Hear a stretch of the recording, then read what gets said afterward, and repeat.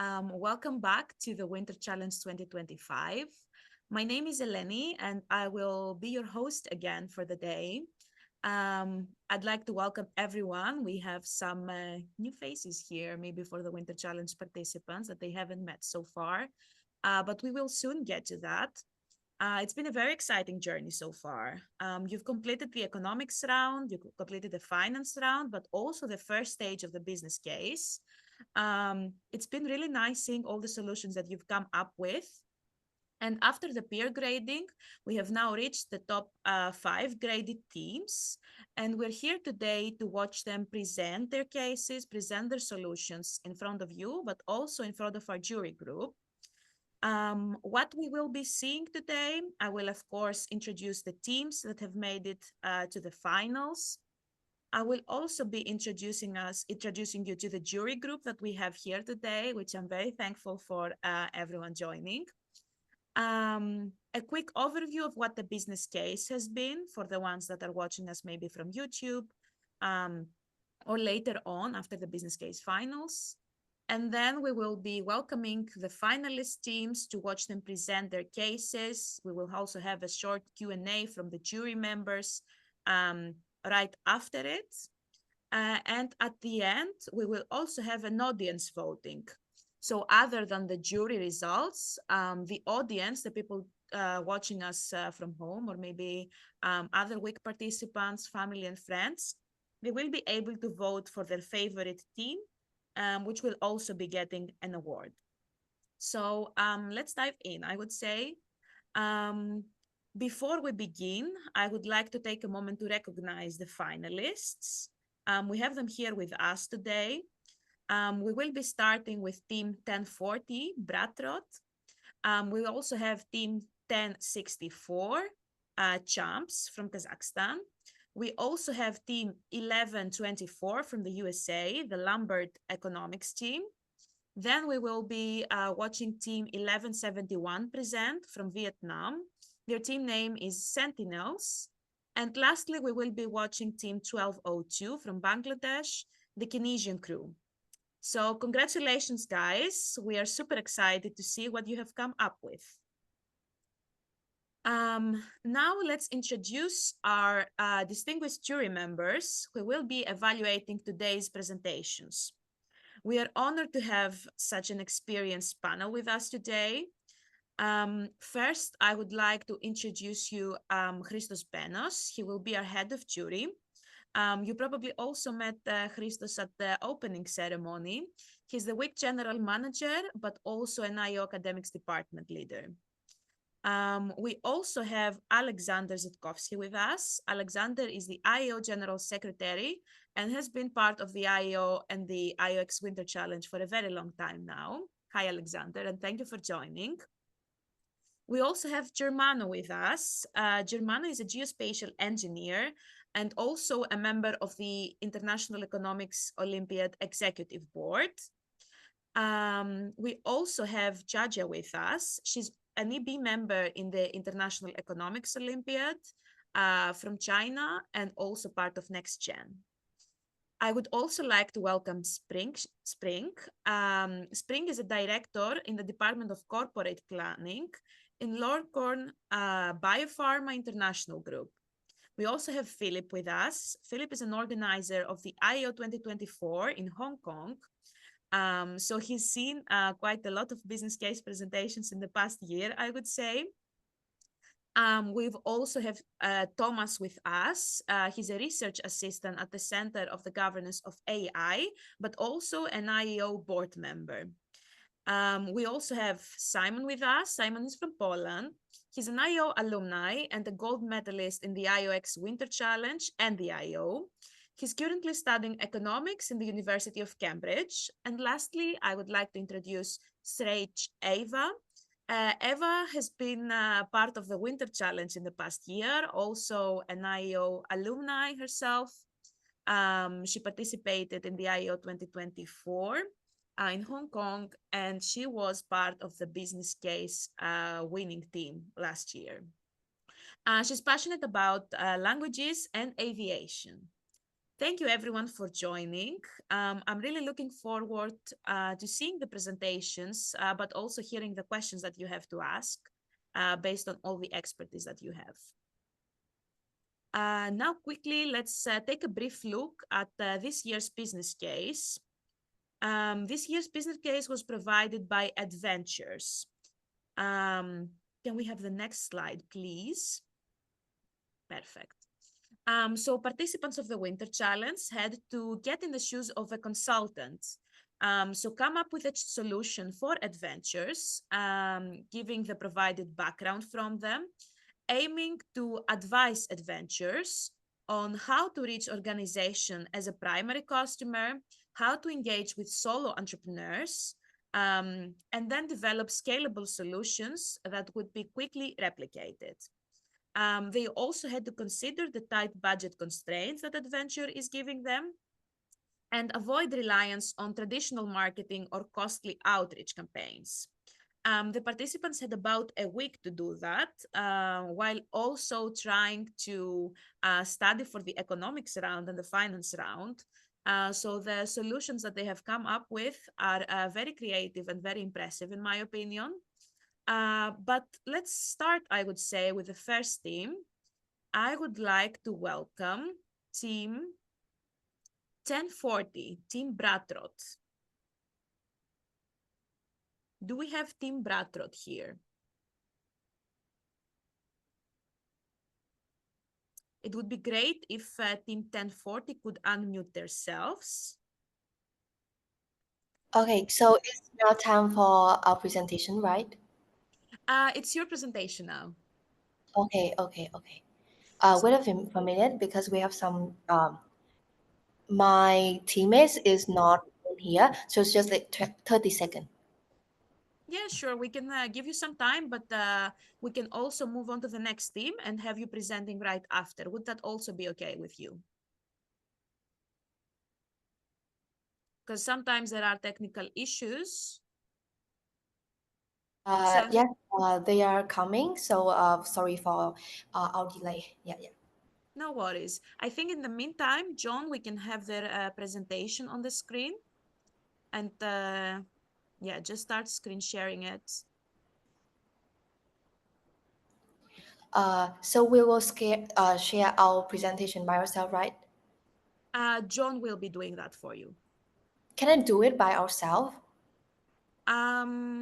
Yeah, if you have it ready, we can also do that. Okay, so we would like to do it by ourselves because we have a rehearsal and we do it by ourselves. Yeah. Yep. Can you try screen sharing it? My teammate is the one who shares screen, and just wait here for like 1 more minute. They are coming. Okay, I think it's best if we move on to the next team and we have you guys presenting right after. Would that be okay with you? Just so we Okay. have every member here. Yes. Okay. Sorry for. Yeah. Perfect.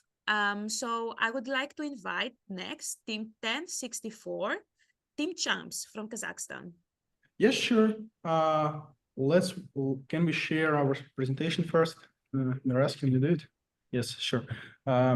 Is everything all right? Yeah, everyone can see it. Great. We are Team Champs, and we are the team from Kazakhstan, and this is our solution for adventure business case. Next slide.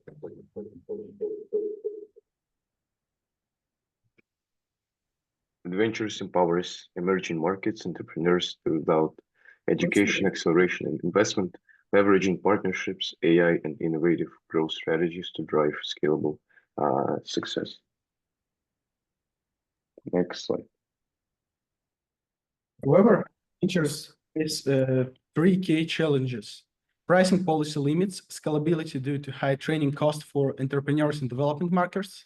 Second, localization requires deep adaptation to local context, as unified program may reduce engagement. And 3, scaling strategy lacks clarity and operational management.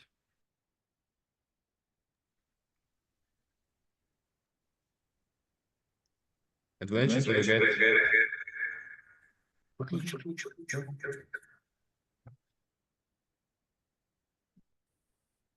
Adventure integrates roles aiming at government support of political instability and economic challenges, leveraging the $400 billion at tech market, AI, and 5G to scale sustainability. Compliance with regulations and localized content are key to success in diverse, evolving markets. Next slide, please. The SWOT analysis reveals a significant opportunity for Edventures, including economics challenges, leveraging the including growth at tech market, increased investor and government support, mobile internet expansion, and potential global partnerships. Also, the ends of matrix suggests 4 strategies for Adventures: market penetration, product development, market development, and diversification. Next slide, please. Adventures operates in a competitive environment with moderate entry barriers, high threats from subsidies like free courses and government programs, and significant pressure from price-sensitive buyers. Success depends on strengthening partnership, offering unique value, integrating learning with funding and acceleration, and expanding its B2B segment. Moderate reliance on NGOs and accelerators can be reduced by building a global network and leveraging AI. With intense competition from platforms like Coursera, innovation in AI and learning formats is crucial to stay ahead. Next slide, please. Adventures leverage partnership, AI-driven tools, and personalized learning to provide affordable entrepreneurship education through a scalable mode, generating revenue from subscriptions, B2B training, and sponsorship, while focusing on accessibility and innovation to support entrepreneurs globally. Next slide. First, changing pricing strategy. Adventures implements a pay as much as you can model with regional price differentiation based on GDP and household income. AI algorithms analyze economic data for dynamic pricing, launch pilot and low-income countries like India, Nigeria, Indonesia to test the model. Second, grant programs through NGOs and corporations. Partnership with foundations, for example, Ashoka, Acumen, and Rockefeller, and corporations, Google for Startups, ABC, and Microsoft, to fund training. Grants from NGOs and corporations will give users access to the platform. Pilot testing is planned with several partners in the same country. Third is startup battles and hackathons. Organization of own battles and integration with hackathons, for example, Angle Hack, My MIT Solve, TechCrunch Disrupt. Winners will get access to the platform and grants.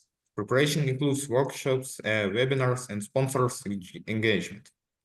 Fourth is integration with Coursera and other platforms. Create certification course 2 and 3 hours for posting on Coursera, Udemy, and edX. The first model is free. The rest is subscription-based. Certificates increase motivation and monetize the platform. Next slide.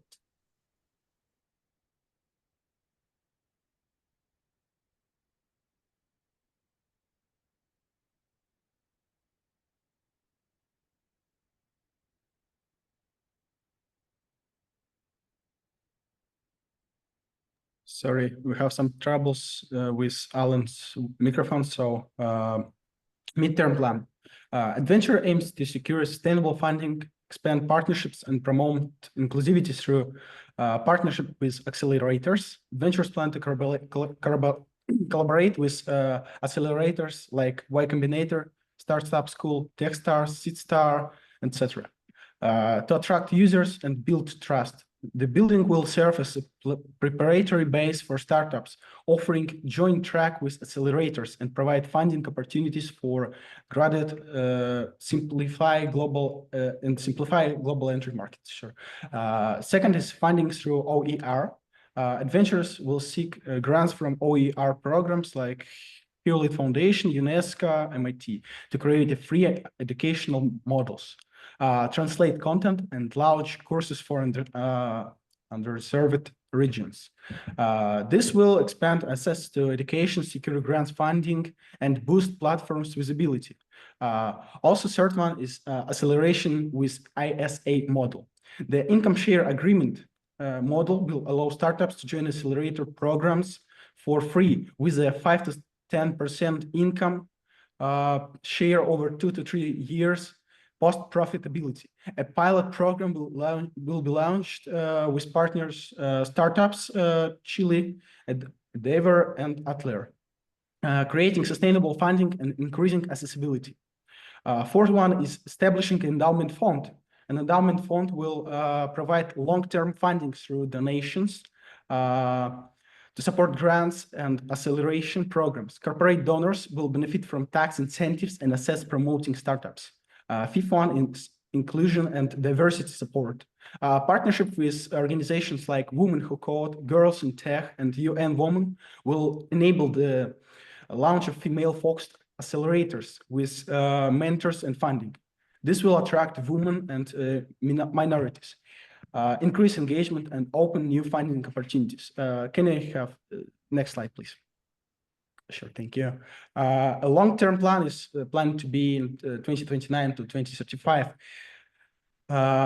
The main things in long-term plan is global Edventures franchise. Edventures will develop a franchise model with 3 tiers: basic, online courses and accelerators, pro, offline events and mentors, and enterprise, full-fledged enterprise hubs. Partners will include universities, business schools, and government agencies. This will accelerate entry into markets in Latin America, Africa, South Asia, and Middle East, driving brand growth with minimal costs. Second is content localization. Courses and educational materials will be translated to main languages such as Spanish, French, Arabic, Chinese, and Hindi, and tailored to local business cases. Integrated with original payment systems, for example, M-Pesa, UPI, WeChat Pay. This will enhance user experience and improve accessibility for emerging markets. 3 is Edventures Fund investment platform.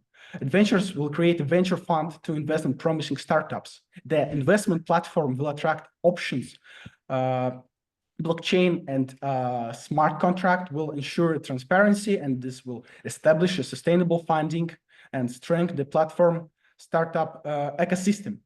4 is AI and automation. The platform will introduce an AI system to personalize learning. This will help to attract new customers in long term. 5 is Edventures co-working network. Edventures will open spaces in strategic cities like Laos, Nairobi, Jakarta, Manila, Sao Paulo, and Mexico City. The franchise model will facilitate partnerships with local investors. Revenue will be generated through workspace rentals and events. Okay, 1 minute. The 6th one is integration with university and corporations. Next slide, please. Next slide, please. We also developed an STP marketing model. Like the key things in there is targeting strategy. The main things there is partnering with NGOs. Positioning for B2B Edventures, your enjoy from idea to business with education, acceleration, investment slogan, and competitive advantage, offer pay-as-you-can model to also attract new customers.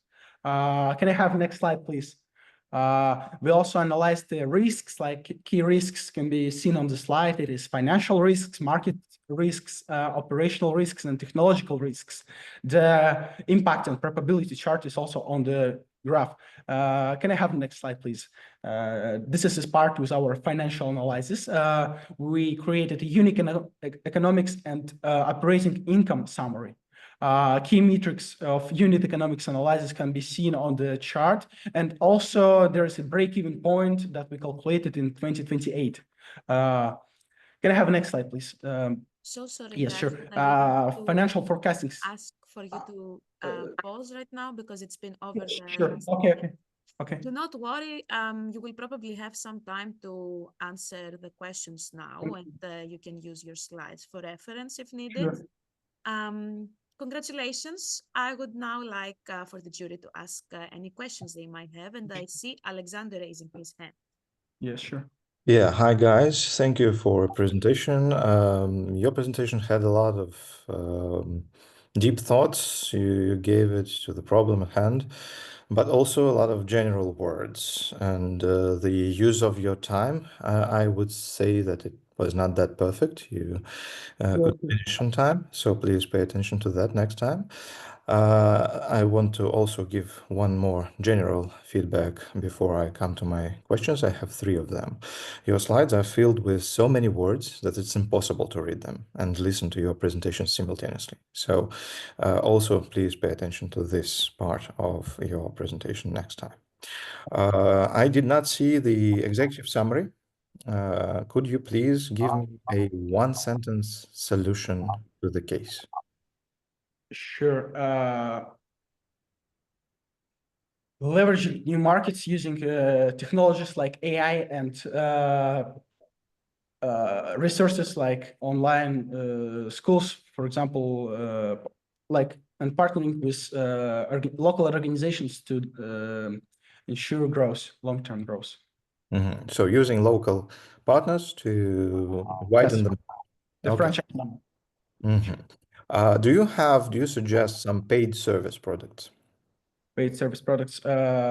Yes, the whole course of Edventures will be pay-based, but we want to integrate the 2 models to pay. Like the first one is pay as you can in the long term, to when the company will have an actives, and in the midterm to grow the assets of the company. We ensure we want to suggest like income share agreement. So the companies that will work with Edventures will then pay a little bit of percent of their income for 2 or 3 years after. And who are those users? Who will be buying the service? What is the estimation of your customer? Yes, sure. Our base customer is 20 to 30 years old,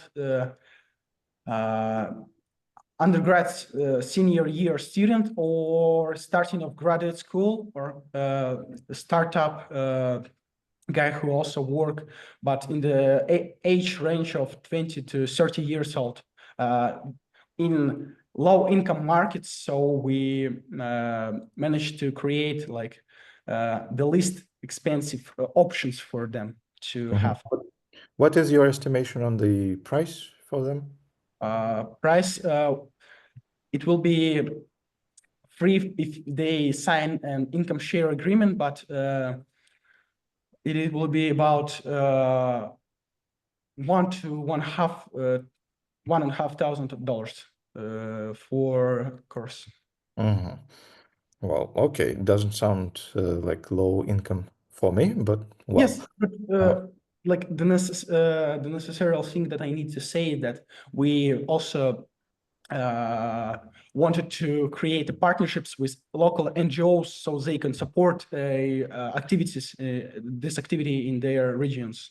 Yeah, thank you. And one more last question is, you told about the free to use a solution with sponsors, donations, and foundations that you would use. What would be the key performance indicators that you will be showing to those NGOs and sponsors that give you money? I will say we will. In other words, how will you estimate that you reached the results?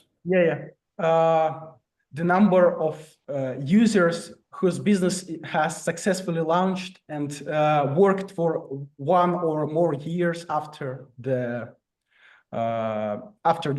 course was created. I have no more questions. Thank you. Thank you. Thank you, Alexander, and thank you guys for answering the questions. I think Germano also has a question. I see his hand rising. Sure. Hello, team. Congrats on your presentation. I agree with most of the points raised by Alexander, that your speech was very loaded with general words and the slides were very heavy with text. So I echo his feedback. And I would like to ask something more. As I observed, Artemi pretty much dominated the vocal part of presenting, partly maybe because of a microphone problem with team member Alan, but I would like to know how you divided the work amongst yourselves, whether Artemi was kind of elected as the speech master, which is a valid strategy, or it was mostly kind of an emergency response to the microphone situation. Yes, sure. We all started brainstorming the solutions and divided all our ideas in three categories, like midterm, short-term, long-term. It was like our first and second day of presentation. Then my part was me and Alan created calculations, and Miraz checked for all the companies that we list, like the opportunities, searched for the opportunities for the company. And the presentation was created by all of us in a Google meeting, like this, I would say. This is, yeah, I think it is all. Okay, understood. Thank you. Thank you. Perfect. Teamwork is also very important. So thanks, guys, for demonstrating how you worked with the rest of your team members. I don't think we have any further questions. Congratulations. Thank you. And I would like to welcome the next team, actually the one before, Team 1040, Team Bratrot. Yes, we are ready. Perfect. You guys can hear us. I think you can start screen sharing. Yes, just wait me a bit. This is also a reminder that at the end, everyone can vote for their favorite team other than the jury. I will shortly share the link for the voting with you in the group chats on WhatsApp, Telegram, or WeChat. And you can use it to send it to your friends and family. Maybe they also want to support you in this presentation. Sorry. Okay, we can see your screen. Yes. You guys will have 10 minutes to present. When it goes above, I will have to interrupt you, and you will also get the 1 minute reminder in the group chat. If it's clear, you can start. Yes. Okay. Welcome. We are Bratrot. I'm Song Phương, joined by my teammates Trúc An, Duy Mỹ, and Hami. We are here to present our innovative strategy that redefines Edventures' entrepreneurial growth. Let's dive in. First, let's run through the summary of our strategy. Adventure aims to grow through B2B2C and B2C, partnering with NGOs, schools, and governments while staying affordable for solo entrepreneurs. With that, our SWOT analysis confirmed that South Asia as an ideal, with Vietnam, Indonesia, and the Philippines as key market. Finally, our strategy fueled adventure growth and profitability post 2029. To build our strategy, we use the 4C framework. First, we assess the company. Adventures an innovative, cost-effective platform with a dual customer focus and strong partnership potential. Yet we face challenges like brand recognition, digital dependence, and budget constraints. However, rising demand and digital adoption in emerging markets present immense opportunities. Beyond this, what we use 4 key criteria for market selection: a manageable market size for growth within budget limit, a strong digital infrastructure for our online platform, a supportive ecosystem with a stability and funding, and low competition due to our limited brand awareness and budget. We apply market criterion and systematically narrowing down the option, we find out that South Asia stand out as the most suitable choice for adventure. First, a manageable market size. We narrow down from 7 markets using data on aspiring youth entrepreneur lacking support from adventure website. South Asia, Latin America, and Sub-Saharan Africa offer balanced opportunity, avoiding oversaturation, as you can see from the chart. Next, digital infrastructure. South Asia and Latin America remain viable choices. South Asia lead with 99% population coverage, with the lowest users gap, making it the most digitally ready, followed by Latin America. In contrast, Sub-Saharan Africa, high users gap, about 60%, make it infeasible. Finally, the ecosystem and competition. While South Asia has higher competition, it benefits from strong government support, stable funding, and a thriving startup environment. Latin America, despite lower competition, face high risks like currency fluctuation, inflation, policy like in Brazil and Argentina. Ultimately, South Asia aligns best with adventure mission to innovate and scale in a well-established high-growth ecosystem. The market has four main competitor types: online learning platform, AI business assistants, business coaching program, and startup-led courses. Coursera and edX offer certified courses but lack personalization, focus on theory, and have limited practical application. AI assistants like Intensify and Cody.ai automate operations for SMBs but overlook solo entrepreneurs. Coach Hub and Strategic Coach provide expert coaching but are too costly for early-stage solo entrepreneurs. Startup like Combinator, Udacity, and OnDeck offer real-world insight but lack personal guidance and have crowded classes. Edventures stand out with localized B2B2C case studies, hands-on B2C guidance, and an ecosystem that enhance investment opportunities. Next C is customer. So what do they need? Firstly, Edventures B2B2C strategy drives impact through partnerships with university, NGOs, and government initiatives. These organizations seek cost-efficient, adaptable solutions for entrepreneurial education, prioritizing measurable outcomes. Traditional education, prioritizing measurable outcomes. Traditional education lacks real-world learning, and institutions are eager to bridge this gap. So with professional data-driven communication, Edventures delivers scalable solutions with institutional impact. So move on with B2C customers. Edventures support Southeast Asia, Gen Z, and millennials entrepreneurs by providing affordable hands-on education.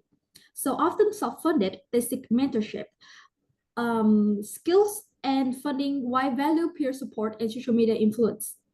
Edventures meet this demand with a growth-focused business opportunities through personal and inspirational communication. Now, let me introduce Edventures' new ecosystem, Ventureverse. It is the first ever platform that seamlessly connects aspiring entrepreneurs, successful business figures, and NGOs. For institutions and organizations, we integrate with entrepreneurship program, providing scientific-based and personalized study tools. For individuals, our AI-powered resource management and business planning tools allow users to focus on launching their startup. Edventure also offers shared features. Our most noticeable one is Venture Fund, a Shark Tank simulator that matches startups with investors and ensures transparency through AI progress report. Additionally, Localized View keeps users informed about market trends, funding opportunities, and startup stories. Users can also practice entrepreneurship skill through localized case study practice, which allows them to solve regional challenges, receive AI-driven feedback, and engage in discussion with peers. And finally, our career development counselor will analyze skill gaps and provide personalized learning recommendations. Recognizing the barriers faced by individuals with limited financial resources, we offer a free basic plan for both B2B2C and B2C users. If users want to further enhance their entrepreneurship journey, we suggest using our premium plan with more advanced features. Edventures' pricing model is designed with inclusivity in mind, addressing costs according to geo-based tier pricing based on each country's GDP per capita to ensure affordability without compromising quality. Our premium plan pricing also varies by customer type, B2C or B2B2C, with B2B2C plans priced lower for scalability while ensuring affordability and tailored access.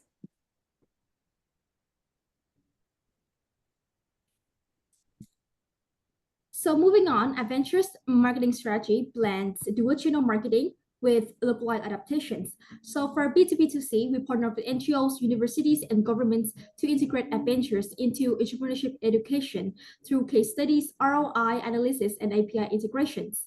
For B2B, we leverage digital marketing, influencers, and community strategies, sharing success stories via social media, referrals, and ambassadors.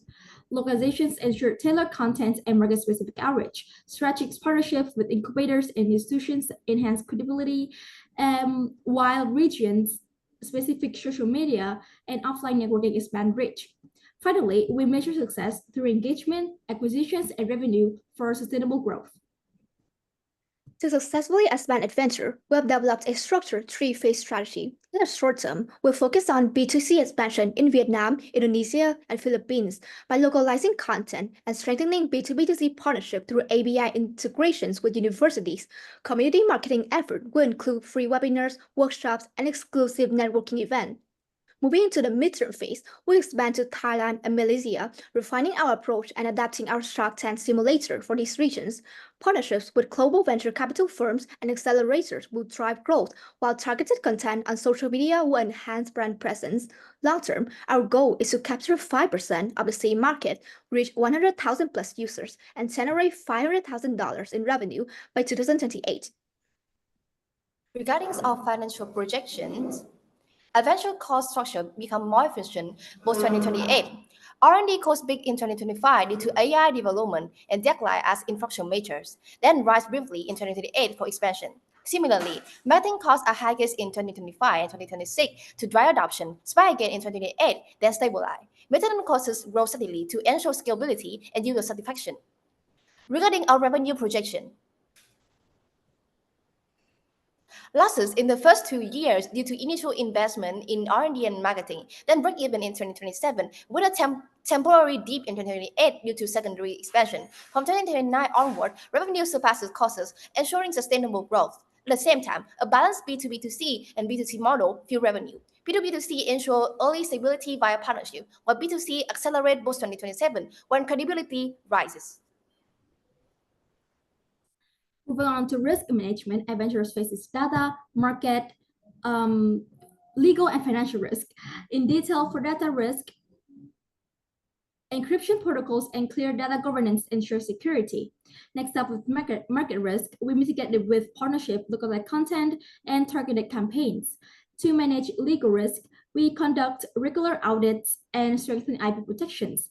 Finally, financial risk, like high cost and revenue volatility, are tackled through diverse funding streams and operational efficiency. So the risk matrix highlights market risk as the most critical for long-term growth, requiring proactive adaptation and expansion. So here's some of us expendices. And that is the end of our presentation. Thank you for listening. Thank you so much, guys. You're just on time. So congratulations for your work. And I see we already have a question from Alexander. And then Simon. Guys, thank you for the presentation. Could you please go back to the financials? I had no time to look at them. You wanted to look at the financial projection, right? Yeah.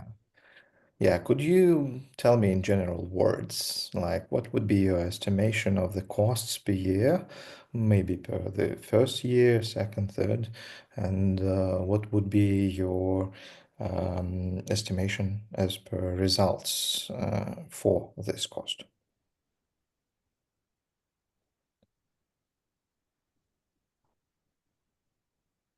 Okay, so please can you you want to know about the number of the courses and result? Can you clarify your question again? Yeah. Thank you. How much money will you spend during the first, second, and third year, and what result do you expect to have for this money?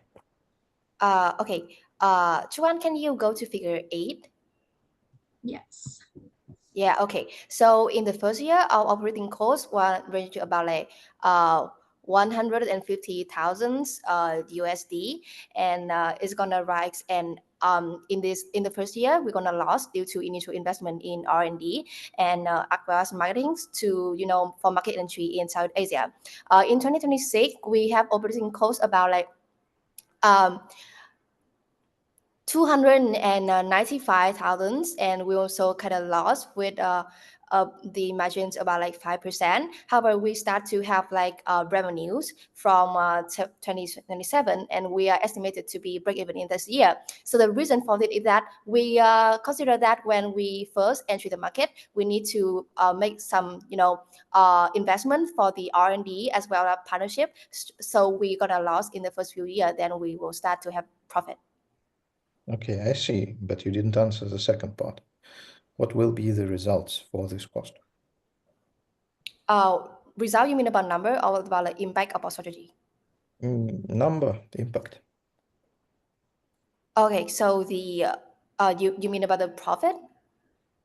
No, I mean, how do you estimate the results? What will be the key performance indicators for you?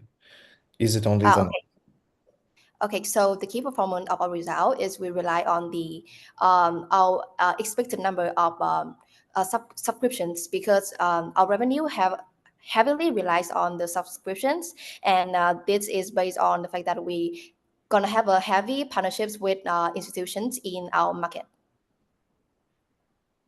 And the number of subscriptions per first, second, and third year will be, by your estimation, what?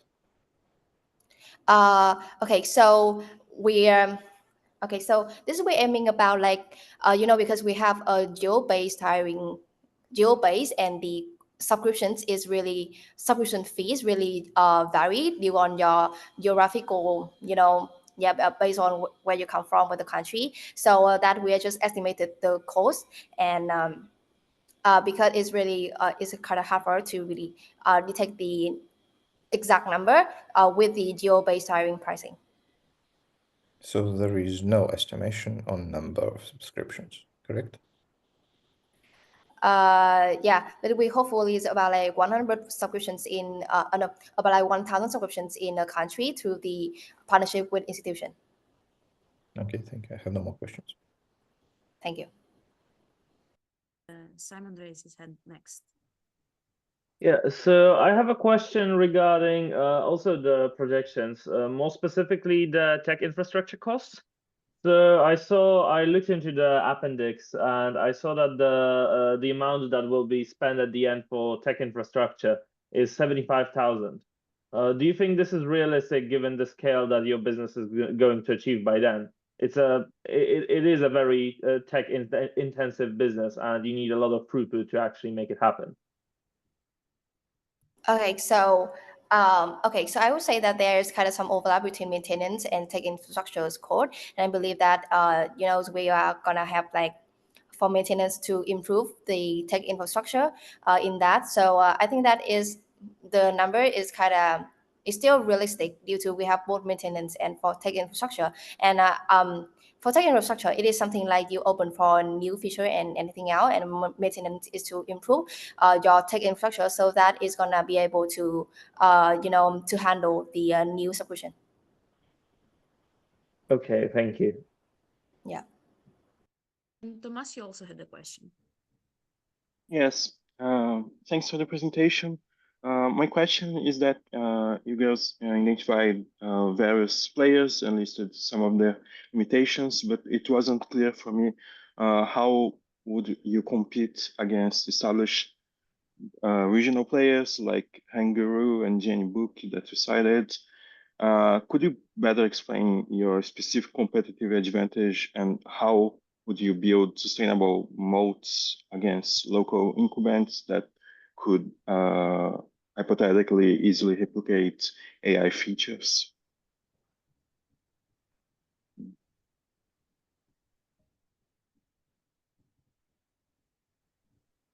Yes. So as the goal for this strategy, it is like really low cost. So we obviously can't suggest any strategy. It is like, for example, like MMA or buy some already existed company. So for us, the only thing we can do with the low cost is actually finding our competitors' weakness and then fulfill that with our business. So with that, we only kind of like look at what our competitors are missing, and then that is our playground. So that's all we do. Yes.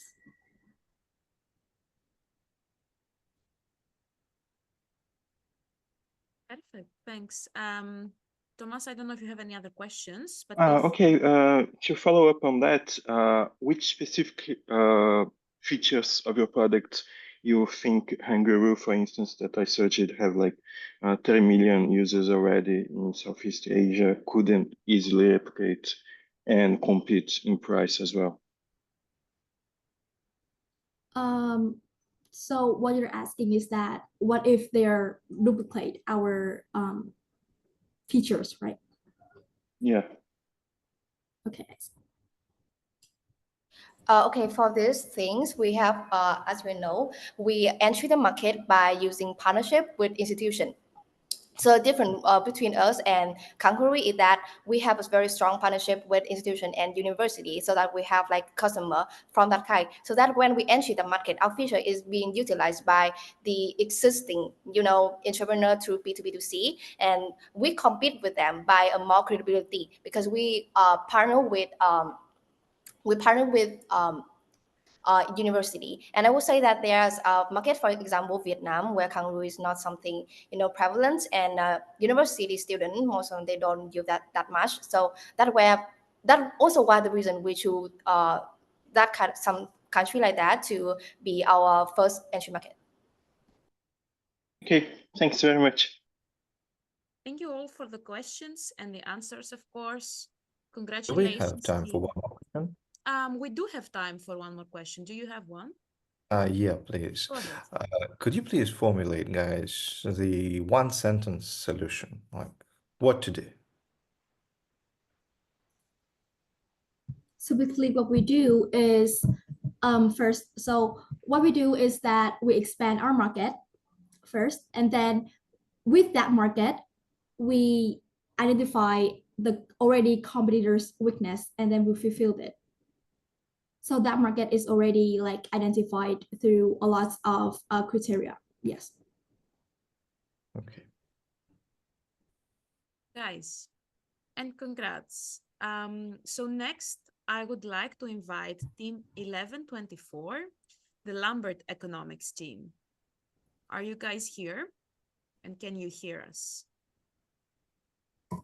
Yes, and we're ready to present. Great. So the same goes for you. You guys have 10 minutes to present. You will get the 1-minute reminder in the group chat, in the Zoom chat actually.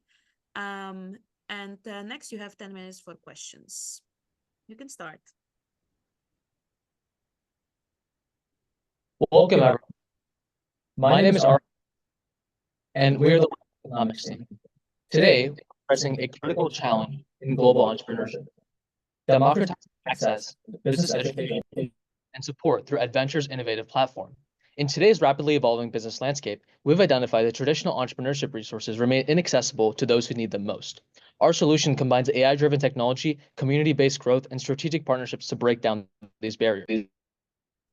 The entrepreneurial landscape faces a critical challenge. While 80% of startups fail due to capital shortages, the distribution of venture funding remains heavily skewed. Traditional entrepreneurial resources often demand high fees or equity stakes, creating an immediate barrier for low-income founders. Beyond capital, we see a systemic issue where entrepreneurs lack essential financial literacy and credit history. This creates a catch-22 situation. They need funding to start, but can't access funding without prior business success. For instance, in emerging markets like India and Nigeria, where entrepreneurial spirit is high, over 90% of potential founders lack access to basic business education and mentorship. The entrepreneurship ecosystem faces multifaceted challenges that require a nuanced solution. Our research shows that traditional incubators cost an average of $50,000 per startup supported, making them unsustainable for mass adoption. By targeting organizations as primary customers through our B2B2C model, we can leverage existing infrastructure while dramatically reducing per-user costs. For example, when implemented at a university level, our solution can support 1,000 entrepreneurs for the same cost as traditional incubators supporting just 20. Let's examine our market segmentation strategy. Our primary B2B2C customers include universities struggling with outdated entrepreneurship curricula, NGOs operating with limited resources, and government initiatives hampered by bureaucracy. For instance, our pilot program with 3 universities in Southeast Asia demonstrated a 300% increase in student entrepreneurship participation. The secondary B2C market encompasses young founders aged 18 through 35, freelancers transitioning to business ownership, and small business owners seeking growth. These segments face common challenges: limited capital, lack of structured support, and difficulty accessing modern business tools. To illustrate our target users, let's meet Arun and Maria. Arun, a 24-year-old freelance developer in India, represents our B2C users. He's technically skilled but struggles with business fundamentals like pricing, client acquisition, and financial management. Maria, directing a university incubator in Mexico, exemplifies our B2B2C partners. She needs scalable solutions to support hundreds of student entrepreneurs with limited resources. Real-world testing shows these personas resonate strongly in our beta program. Users matching these profiles showed 85% higher platform engagement and 70% better completion rates for business milestones. Our pricing strategy ensures we balance accessibility for underserved entrepreneurs with a sustainable revenue model for Edventures. The free tier removes cost barriers, offering basic AI tools to underserved users globally, particularly in emerging regions like Southeast Asia and Africa. The affordable subscription tier of $10 per month, adjusted regionally, caters to entrepreneurs seeking enhanced automation tools such as detailed financial modeling or pitch deck analysis. Institutional licensing represents a premium option, allowing NGOs, universities, and corporate incubators access to enterprise-level AI solutions.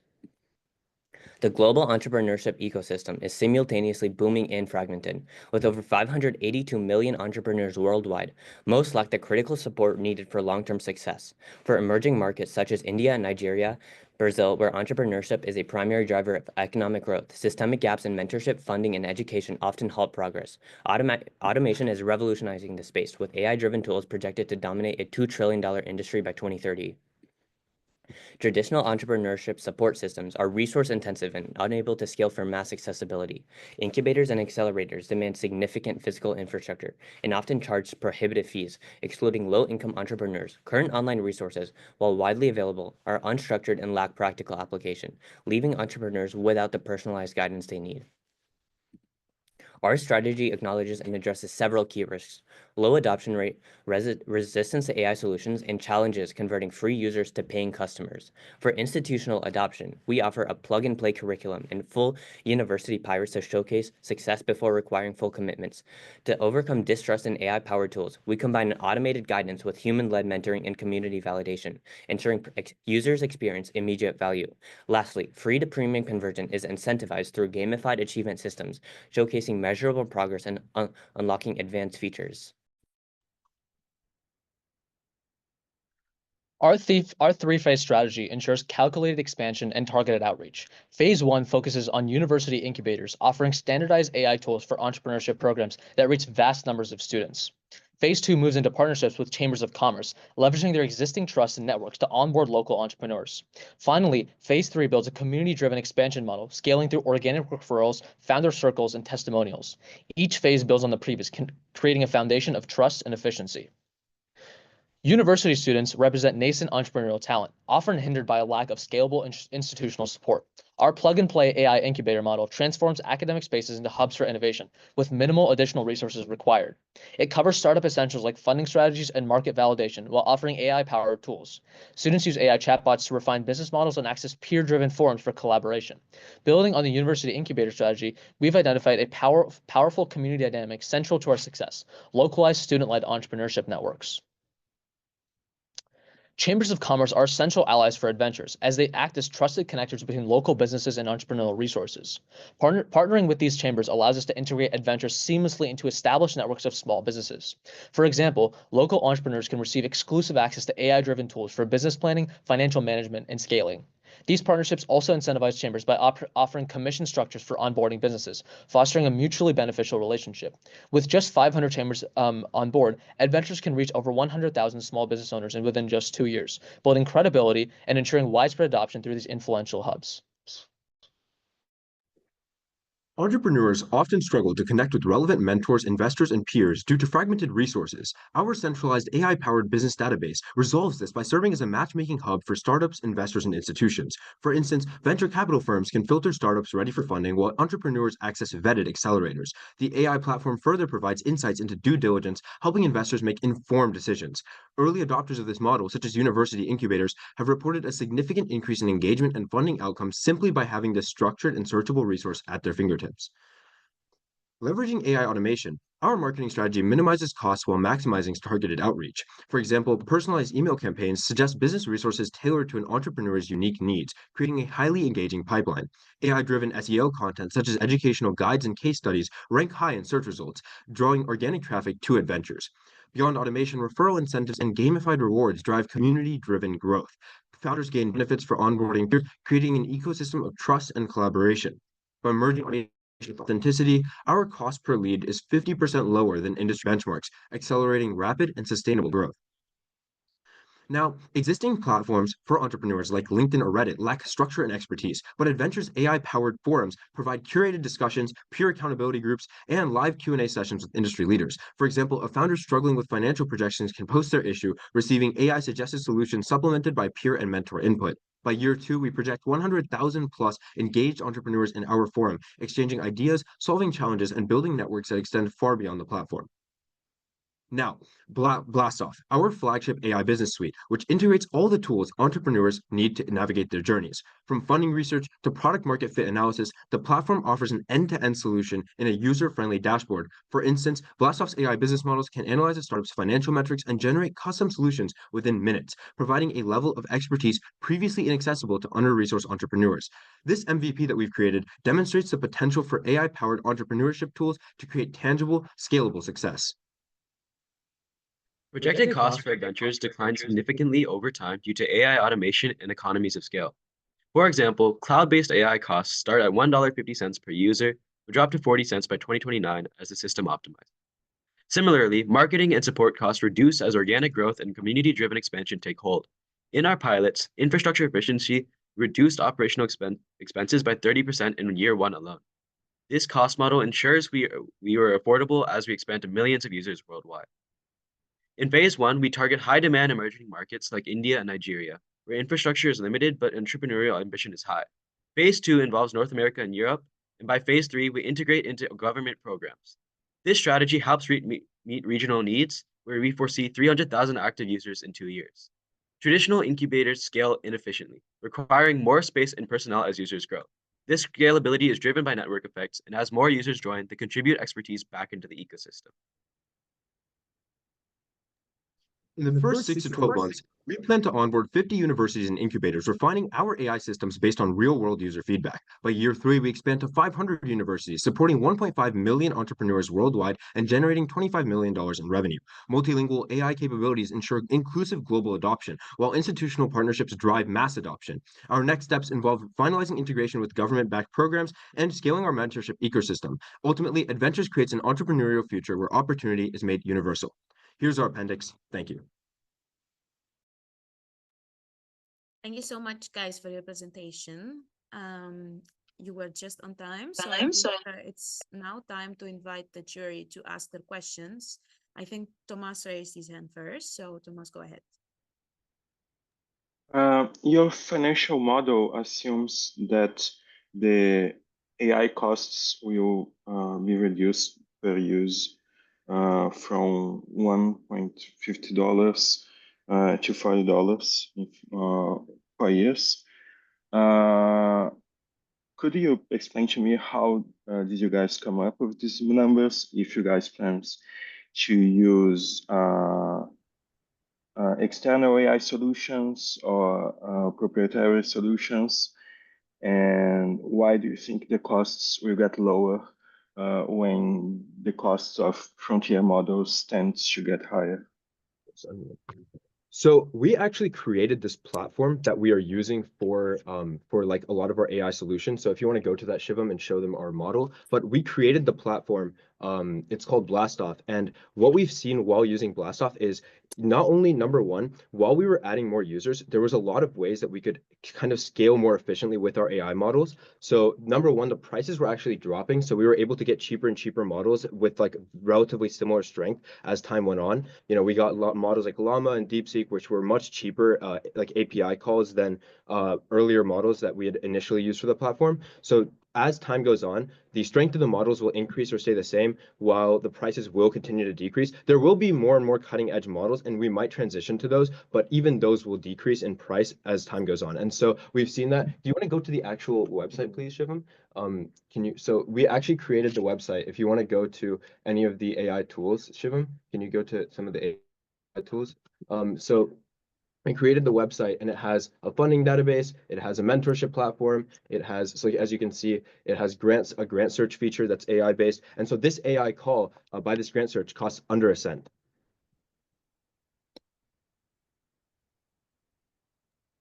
Nice, great. Thank you.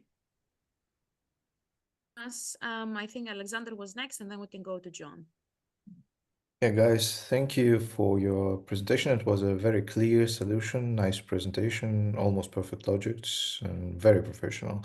But I want to know more about the data sources. You claim to state that 20% of the businesses fail in 2 years. Where is this data taken from? So we gathered this data from a variety of studies. So we did actually a very deep research into different things, and some of the information is in our appendix. So we tried to we tried to integrate different studies and also come to that conclusion as sort of like an aggregate of different sources that we found. And to add on to that, I think that statistic specifically is from the Bureau of Labor Statistics in the US. So the US BLS has, they publish kind of statistics on all these new businesses. And it says, I think after the first 2 years of being open, approximately 20% of new businesses fail. Okay, I see. And the same topic question, cost per lead is 50% lower for you compared to who? To what? To what statistics? Where did you take this from? Sorry, could you repeat the question one more time?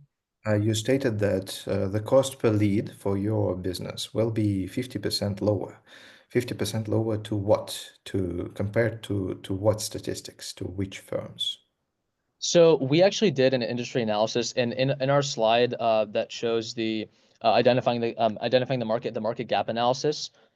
We actually, we compare this to different online course platforms like Coursera and Udemy and traditional incubators like the Stanford StartX program. So we took we sort of generalized to find, commonalities between these different themes of companies.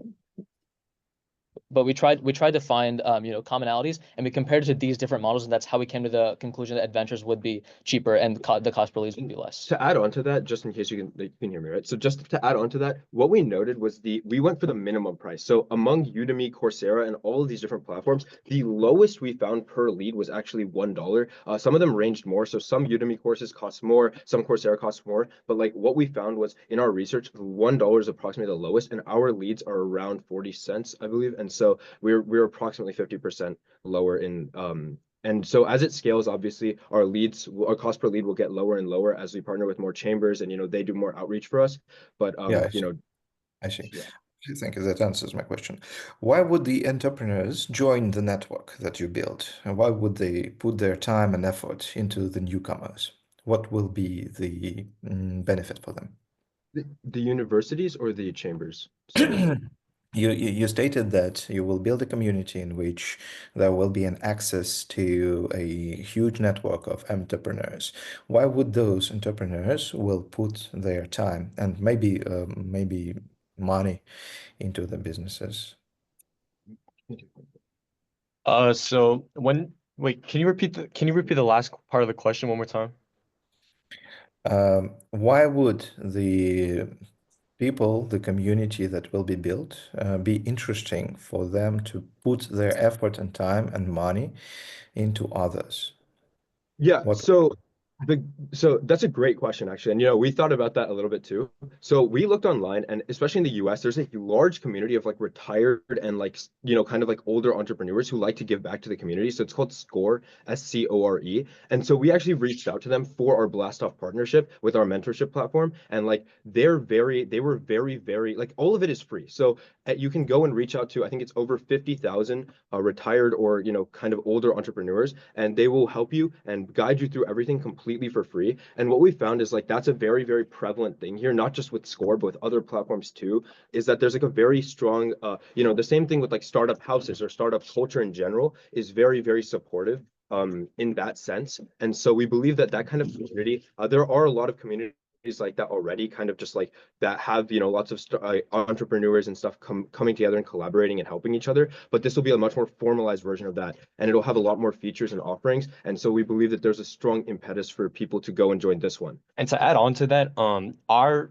platform actually offers where we match people based on their experience level, industry, and business goals. So it's basically a personalized support systems instead of like the basic general online support system that entrepreneurs usually look for. Yeah, all of what you say is correct, but you still don't answer why those communities and those people will join into your community. How will they be built in? What is the reason for them to change the score, for example, for this blast off or whatever? So what this actually does, and the reason our thing is different, is for a multitude of reasons. First of all, it's very low cost. So that's already an immediate benefit for joining our thing, and that is a big factor for a lot of people in their decision making for what kind of platform to use. And the way that it works is the way our diffusion works in terms of recruiting people for this thing. The more people join, the higher the overall benefit. And the more we get members, we're going to do, obviously, we talked about the marketing, the automated marketing channel. We want to make sure that, that people very easily recognize the benefit, that it is very low cost. And also, as more people join, there's more, people to be helped. And as Ethan said, we do pair people one-on-one and make it easier for them. And to add on to that, and I think I understood what you're saying. I think I misunderstood the first time. So the thing about like stuff like scores, it's only one-on-one. It's not a community, right? The thing with a lot of these other communities that, like you could say like, oh, people join like such as like LinkedIn chat groups and stuff like that. Those ones are not, number one, personalized to their actual like offerings and what they need, and then two, like the thing with this is it's specifically focused on providing this growth and on all of this rather than just being a chat room. It's a tool and it has use rather than just being a place to talk. And to add on to what he said, I just talked to our flagship product Blastoff is a tool designed for underserved entrepreneurs, and it already includes many tools that can be used in helping businesses. So for example, mentorship through Score is already provided through Blastoff through our mentorship, which is not shown here, our mentorship platform. And that's just one tool out of a multitude of tools that we have that directly parallel the opportunities available in Score. What he's trying to say is that all of these tools come with that chat room, because the chat room is like part of this whole thing, right? So it all comes together. So you don't just get the chat room, you get all of these other offerings that, like none of these other places are providing. Yeah, thank you. I think that answers, and there are more questions. So unfortunately, we do not have time to go forward with the next questions, but I will prioritize John and Simon and Spring for the next presentation in the questions.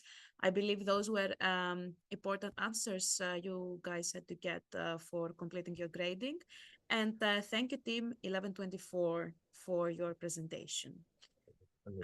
I would next like to invite Team Sentinels, Team 1171 on stage. Quick question, if you don't mind. Yeah, sure, go ahead. Any other questions? Are they allowed to like DM them or like email them to us? Because we're more than happy to take any other questions. Unfortunately, because we have to keep going with the schedule, we will not have time to answer the questions now. But in case the jury would like to get to know the solution a bit better or get more insights, it's always possible to do it after the business case finals. So that's really appreciate the questions. Thank you so much. Thank you for the work. So Team Sentinels, can you guys hear us? Are you able to share your presentation? I think I see some of you. Yes, sir. Perfect. Yeah, hello. So you guys will also have 10 minutes to go through your slides and your solution, 10 minutes for questions, and I will let you know when you have 1 minute left from the Zoom chat. Good luck. Thank you. So can you guys see the screen? Yes, it's all clear. You guys can hear? Hi, am I audible? Yes, we can hear you. Okay, before we start, I'd like to confirm that my teammates are audible as well. So team, please open your mic to test. Hi. Hi, guys.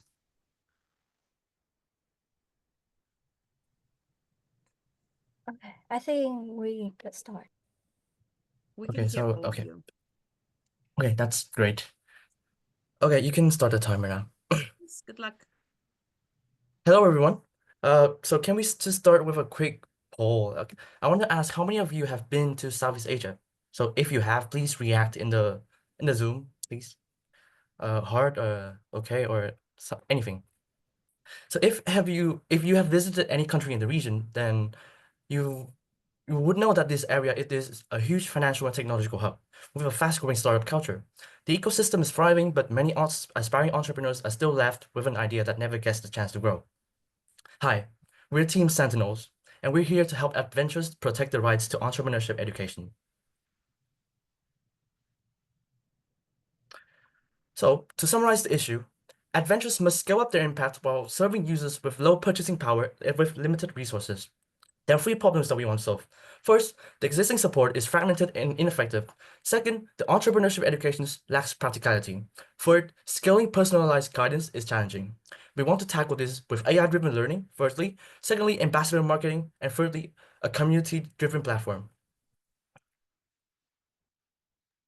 The Southeast Asia region AI spending is focused on workforce skilling and AI literacy, and not research and development, unlike in the US and Europe. And that's why we chose this market. Demand is highest for localized, practical AI solutions, with growing investment in AI skills training, $2 per capita on average, but $68 was the region's peak. Aligned with Edventures B2B2C expansion, tapping into governments, NGOs, corporations, and institutions. So, Edventures tailor its services to 4 user types, prioritizing high-value organizations and solo entrepreneurs. We have B2B2C clients like NGOs and schools that require scalable training, while solo entrepreneurs seek advanced tools, both with high spending potential. We have Eddie, who supports freelancers, Franklin serve organizations, and Anna that provide AI-driven business coaching. Next, please. And for an overview of our competitors, Edventures stand out by offering AI-driven, personalized learning tailored to entrepreneurs. Unlike competitors, Edventures combine gamified experiences, networking opportunities, localized insights, and addressing key gaps in affordability and relevance. And with this, we believe that Edventures can assure each entrepreneur receive the targeted support that they deserve. And with the analysis, next slide, please. Welcome to our VIP plan, which directly tackles the 3 key problems in entrepreneurship education. Can you back to the previous slide? Okay. So firstly, we have value-driven personalization, which ensure relevant practical learning instead of fragmented support. We have impact-driven growth expanding to expand reach despite limited resources, and peer-power collaboration that makes education engaging and actionable. So firstly, next slide, please. We want to take Edventures personalization even further to deliver practical, region-specific, and industry-specific learning. Now, for example, Eddie can tailor a guidance to users like Alex, a fresh graduate in Jakarta, by dynamically adapting content to their business stage and their industry. Or Franklin could equip schools with localized case studies and structured curricula, ensuring relevance and scalability. This ensures that Edventures is useful for their customers. This is what I meant by hyper-personalization. Next solution. Next, we're going to, can you go back to the previous slide? Next, we go to the impact-driven growth. We will expand the reach and engagement through ambassador and referral marketing and leverage strategic partnerships for Edventures. Next, please. Well, another problem that we identify is that entrepreneurs are unaware of entrepreneurship education, while traditional courses lack practicality and visible impact. So our solution is to build brand recognition through marketing campaigns showcasing Edventures' affordability, personalization, and real-world impact through strategic and low-cost marketing. This would include user-generated content like LinkedIn sharing posts or collaborating with micro-influencers for Instagram or YouTube content. Or we can also collab with industry experts for podcast industry specialized content.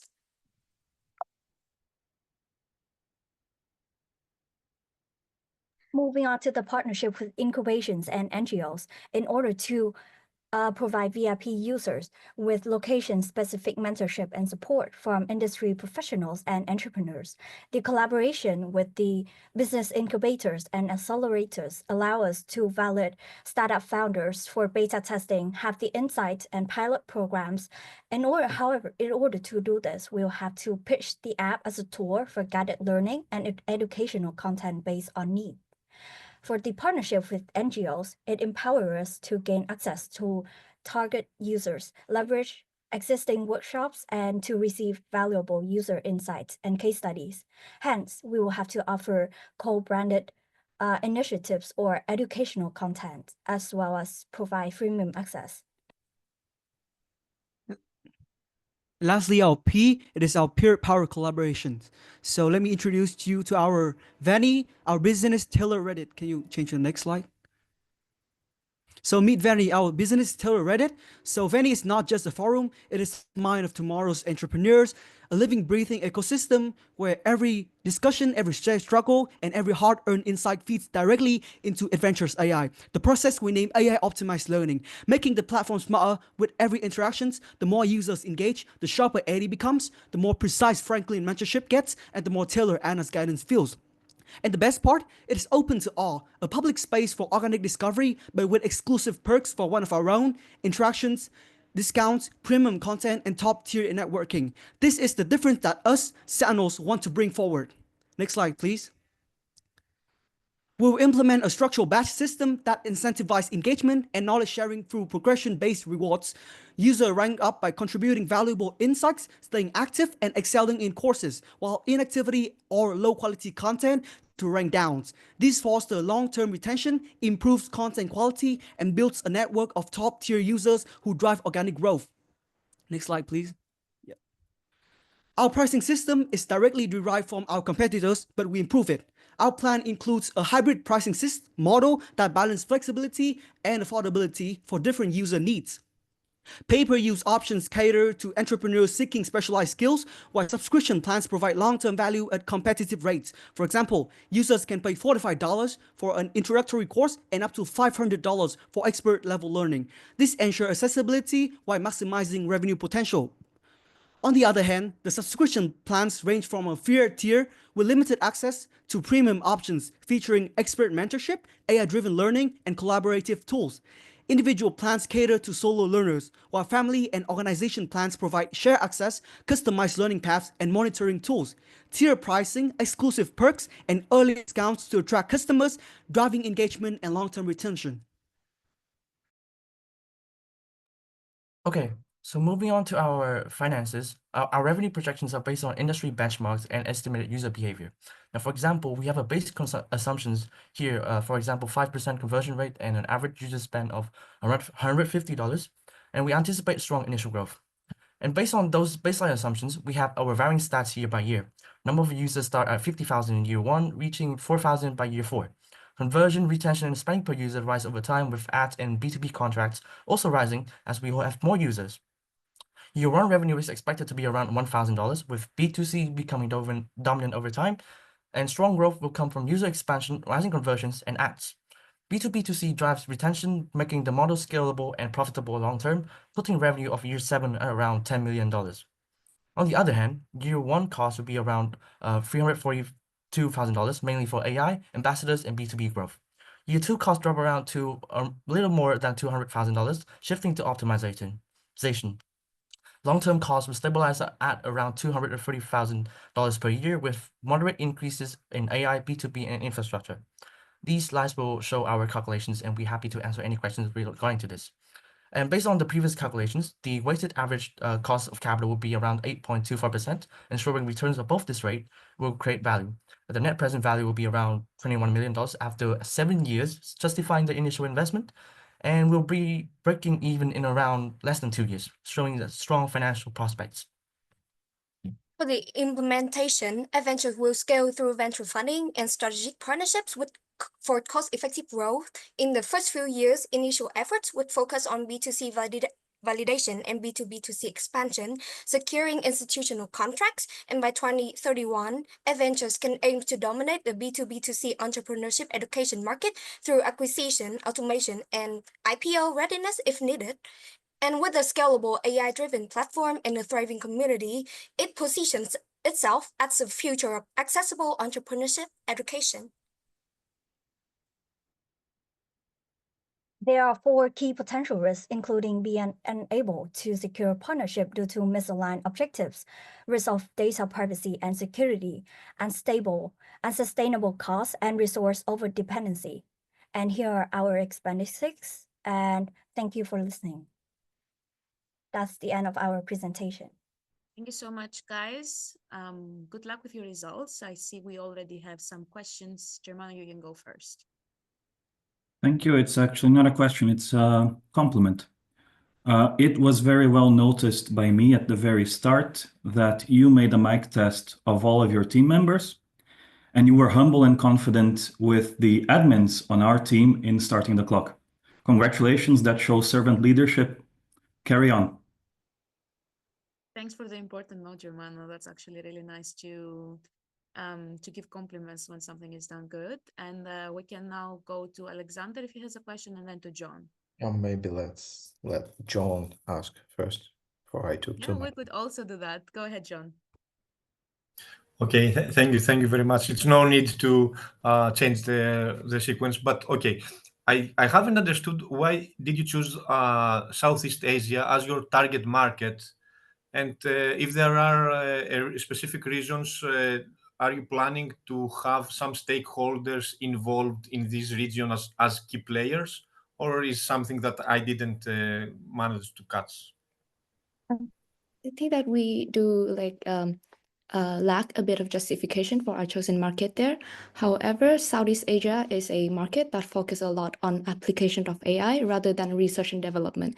And we think that characteristic of the market would give Edventures a lot of opportunities to grow as an AI startups. And regarding the stakeholders, as you have asked, we think that one of the most critical stakeholders of this market is the governments and the NGOs, because all Southeast Asian countries are in a stage of economic boom. Therefore, the government is focusing a lot on long-term investment in order to boost the long-run aggregate supply and the productive capacity. And that, of course, include a lot of labor market policies such as AI training and AI literacy. And these kind of long-term investment from NGOs and governments would go into smaller institutions such as schools and companies, and that would subsequently spent by those to adopt services. Thank you. Thank you guys for the presentation. I had a question about the analysis of the competition.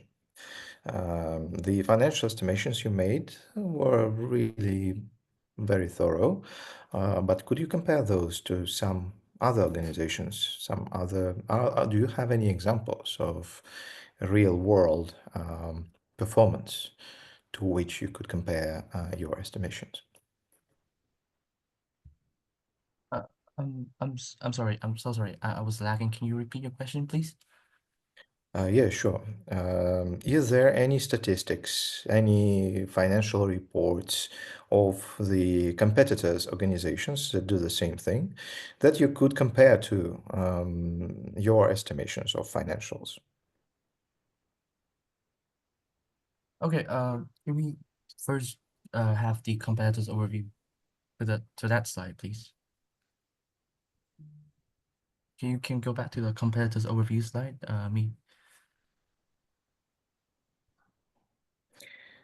It would also be useful to have numbers on slides so that you could name them to refer.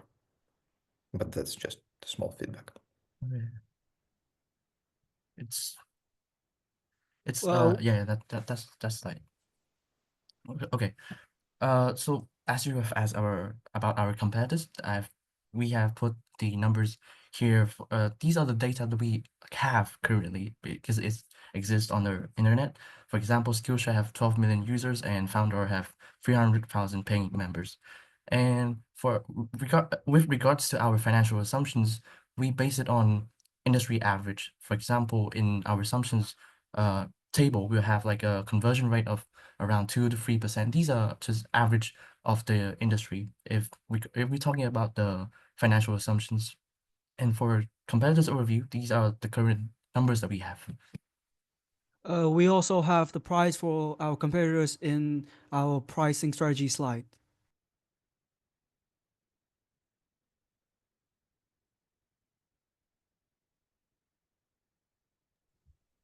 Do you have any kind of data on the growth of your competitors, on the time scale, on the costs that they bore during this growth?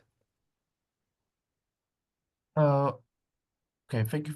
I understand your concern. Well, we do not have a specific number on the slides, but we do keep in mind a number that for us to reach. Can you go to the varying assumptions by year slide, please. Just a few next slides. Yeah, okay, this year. Please direct your attention to row number 3, conversion rate. So this was specifically a figure that we base on our competitors the most. So 5% is the industry average, right? And 3% is was the average conversion rate for Foundor and Skillshare. And 7% is our goal to be to reach, and 7% is the percentage by Duolingo, which is one of the top edtech apps we see in App Store if you want to compare to the existing competitors. Could you also name the costs of the advertisement that you will put? Cost of the advertisement. So can we go to the previous slide? The previous base assumptions. Again, our base assumptions, everything on this slide is industry average. If you direct your attention to some of the last rows, we have ads per minute and average CPM. CPM mean cost per 1,000 interactions of users. So it's $1.5. That's the industry average. Can you move on to the next slide?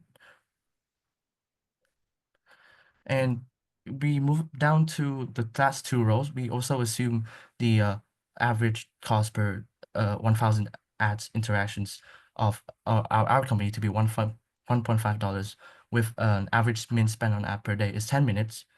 And these will increase as we go on. For example, 1.5 to 2 to 3 and to 3.5. And for the ads per minute, if the user used 10 minutes, then use the app for 10 minutes, then there will be an app, and we keep it for the whole time.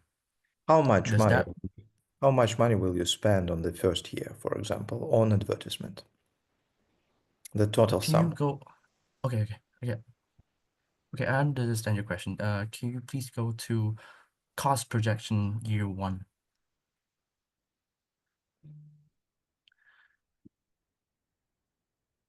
It's slide 32, I think.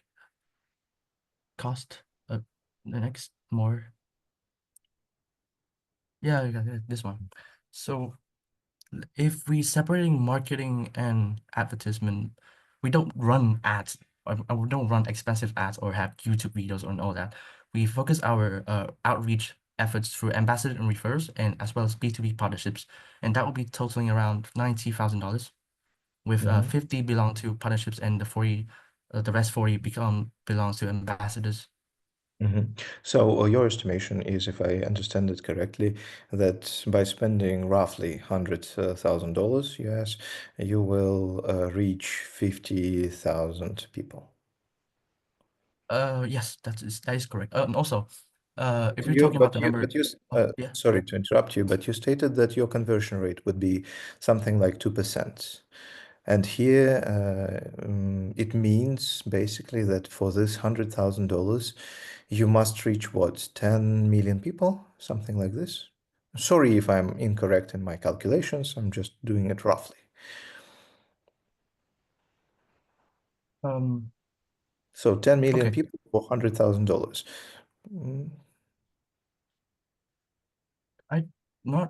Okay. Okay, I understand your concern. Can we move to Appendix 1, please? This might explain things.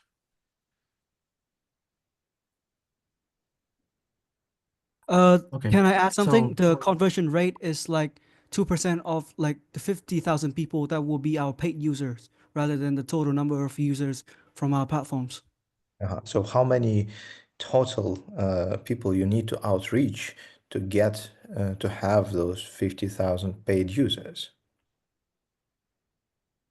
How many? I'm sorry, but we have an exact number in mind, but we only have an estimated cost for our outreach efforts.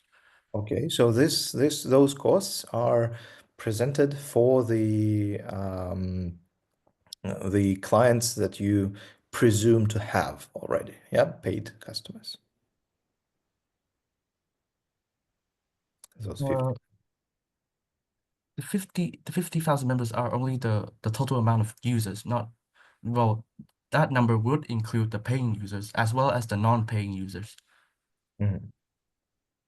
Well, okay, this was a very interesting presentation. I think if we had time, it would be really interesting to dive into the numbers and estimations. For me, it was not very clear how did you approach this and where did you take those numbers from. But thank you. Fortunately, we don't have any more time for questions. I don't know if Sorry, it's it's actually not a question, it's a little bit of feedback. Yeah, I go wanted ahead, to go end ahead. on a positive note and also just mention that the pricing plan, I think it was really interesting, and the way you have structured it as a sort of two-tier solution, allowing to reach more people is really interesting. And also, I'm curious about the Reddit idea, but it also seems very promising if you use AI to sort of leverage the digestible content. So yeah, thank you. Thank you, Simon, for the note. Thank you. Congratulations, guys. You've wrapped up your business case experience. So next, I would like to welcome the last team for today. It's team 1202. Their team name is the Kesian Crew, and they're from Bangladesh. Can you guys screen share? Yeah, could we get a minute? Yeah, sure.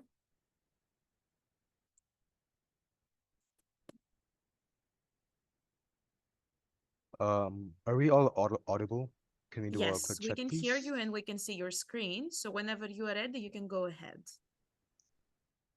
Okay, I guess all of my teammates are audible, so I'm gonna start my speech in 3, 2, 1. So good morning, everyone. So we are currently living in a world where education is evolving faster than ever. But one essential question that still remains unanswered is how do we bridge the gap between education and info and innovation? So today, we, the Kesian Crew, stand before you, ready to unlock Edventures' full potential in reshaping the edtech landscape.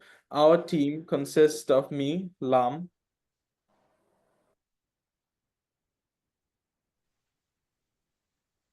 Excuse me, am I not audible? We lost you for a few seconds, yes. Oh, sorry. Could we start again from the beginning? Yeah, I can restart your timer, but I will not be able to do that again. Okay. So, okay. Starting in 3, 2, 1. So, good morning, afternoon, or evening, everyone. So, we're currently living in a world where education is evolving faster than ever. And but one essential question that still remains unanswered is how do we bridge the gap between education and innovation? So today, we, the Kesian Crew, stand before you, ready to unlock education, Edventures' full potential in reshaping the edtech landscape. Our team consists of me, Zarif Ibrahim Lam, Pranto Ghosh, and Fabid bin Faisal. So, okay, so starting off, imagine a young entrepreneur in Bangladesh, brimming with ideas, eager to turn their vision into a reality. But they're held back by a lack of resources, limited mentorship, and a system that discourages risk taking. This isn't just one person's story, it's a reality for thousands of ambitious minds across the country. With 62% of our population under 35 and expanding internet access, the potential for innovation is immense. Yet, structural barriers such as language constraints, inefficient ecosystems, and financial limitations continue to stifle progress. This is where Adventure comes along, not just as an edtech platform, but as a catalyst for transformation. One, by integrating strategic partnerships with incubators, schools, and government initiatives. And two, for students aged between 15 to 30 to SME owners and sole traders, we provide digital tools and structured learning that they need to thrive. However, what are the challenges that our customers face? Well, schools and incubators lack resources, and financial backing is also scarce. And the culture here is really narrow-minded regarding entrepreneurship. So to bridge this gap, Adventure must not only leverage its strengths like AI-powered assistants like Eddie and Franklin, but also address its weaknesses such as a weak initial brand presence and over-dependence on AI. but also also analyzing opportunities and target growing ethic market and significantly scaling up over time as a sole market competitor. But yes, the legal and consumer retention challenges exist, but every great innovation faces resistance before it transforms an industry. Pranto, take it away. Okay, so based on our market analysis, we believe that these innovative solutions and engagement strategies will take Edventures to the next level. First, our flagship feature for organizations, the Learning Management System or LMS. This will streamline entrepreneurship programs, reducing costs and improving accuracy.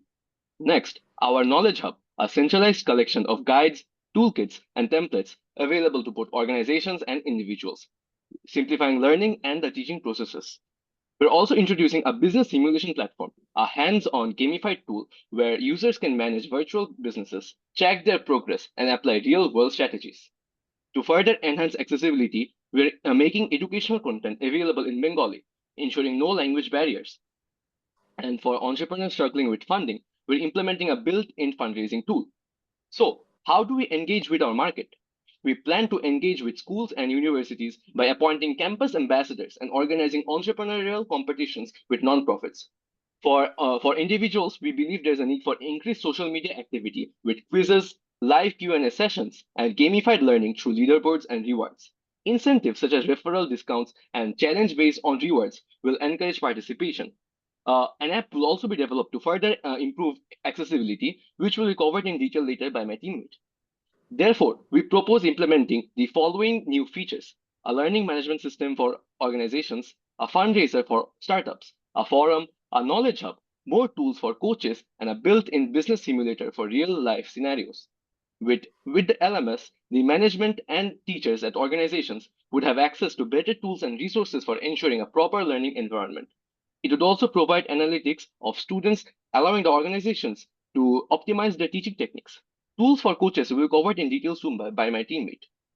Besides the fundraiser and the knowledge hub, our forum would have two parts. The main forum, which would connect all Edventures users with each other, allowing for discussions and collaboration.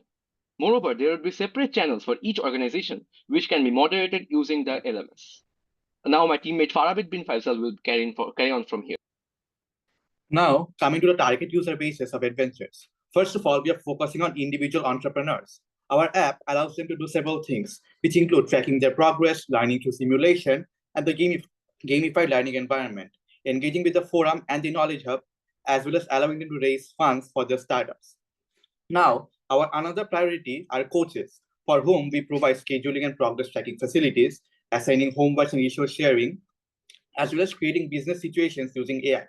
Now, moving on to the social impact of Edventures. First of all, it will connect numerous entrepreneurs so they can collaborate to organize events and grow their startups.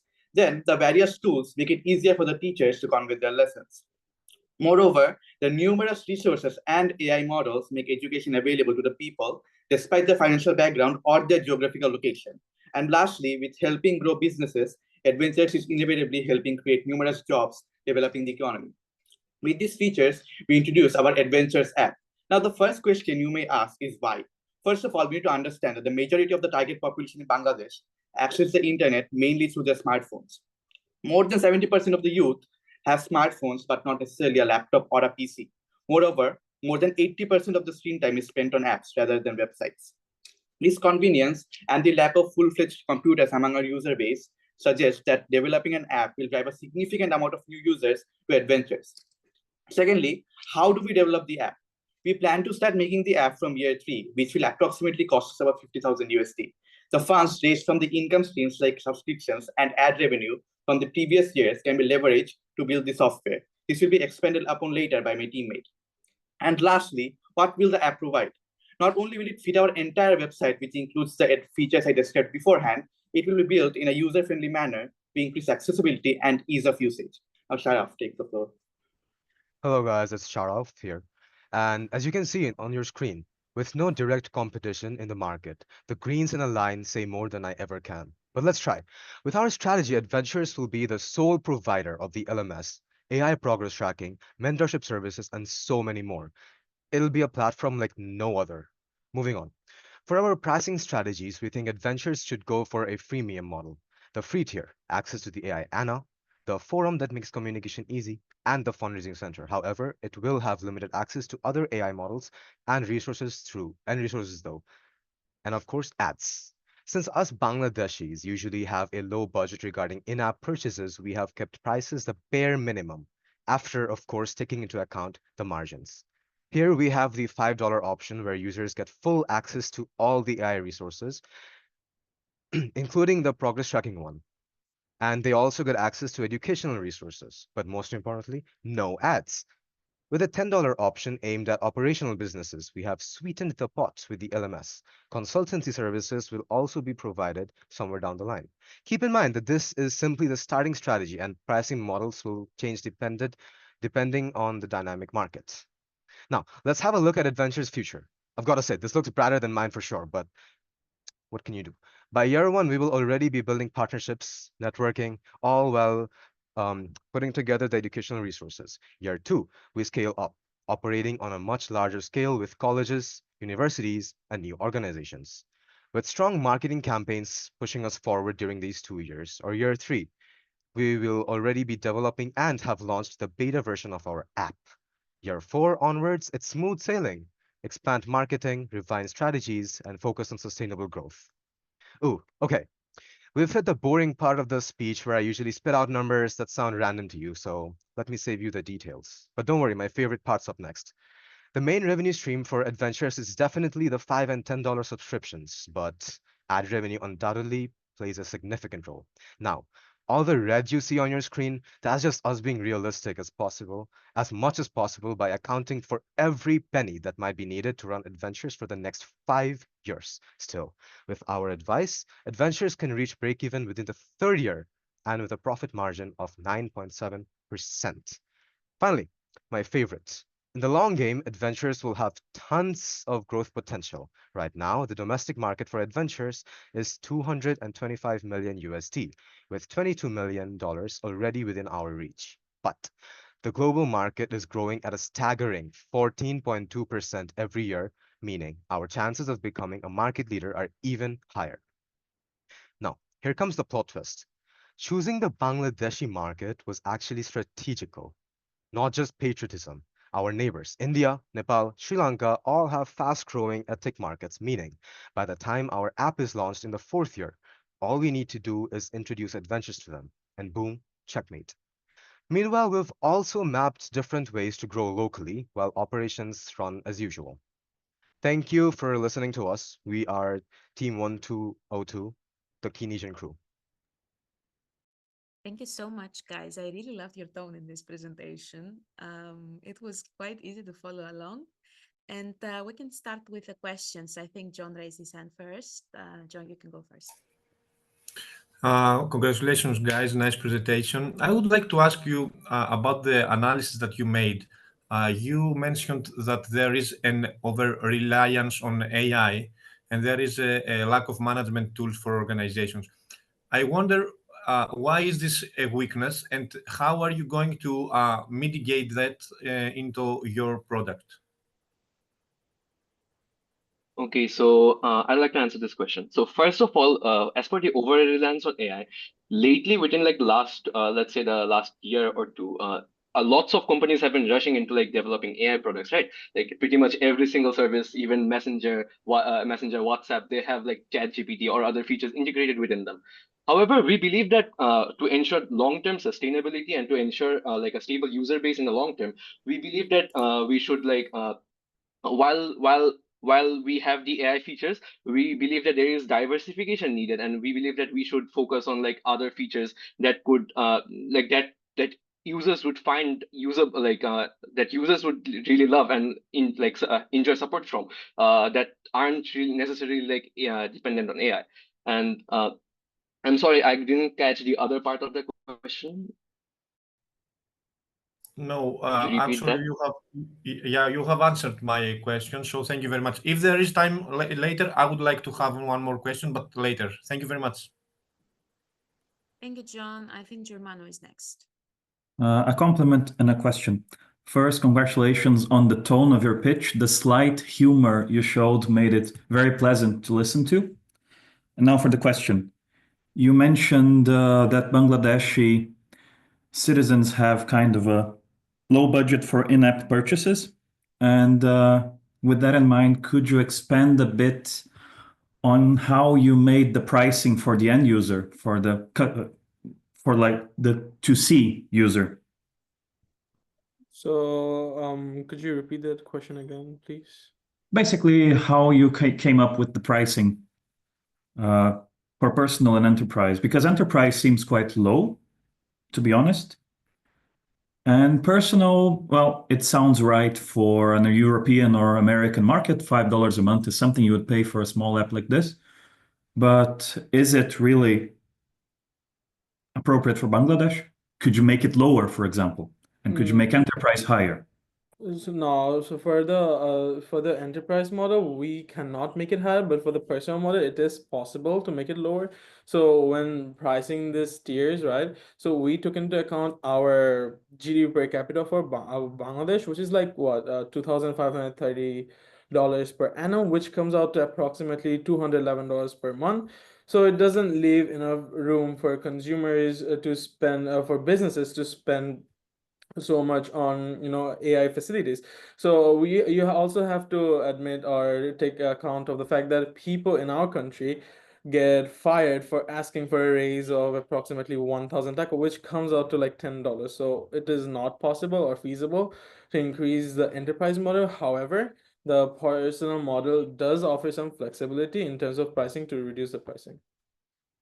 Moreover, I'd like to add the fact that for like most starting features, like most people who are just getting started with the Edventures, the free tier I believe provides a lot of like major functionalities. Like they get full access to our to the model AINA, and moreover, we believe that over time as we scale up, it may be possible for the personal tier to go down in pricing as well.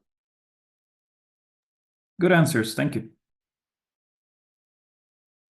Alexander, I believe you Yeah, also have a question. yeah, guys, thank you for your smooth storytelling and caring about us as a jury. I really appreciate the way you taught and agree with all the previous jury words and Delaney's as well.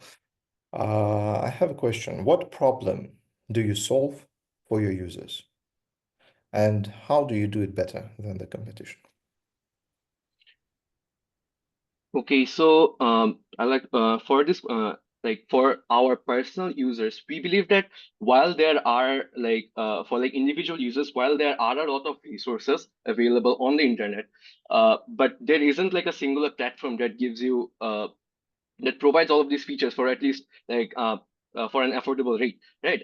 And moreover, there is also like a dependency on like physical classes. Most of the programs that focus on entrepreneurship here in Bangladesh, these mainly exist as physical features, and like there is no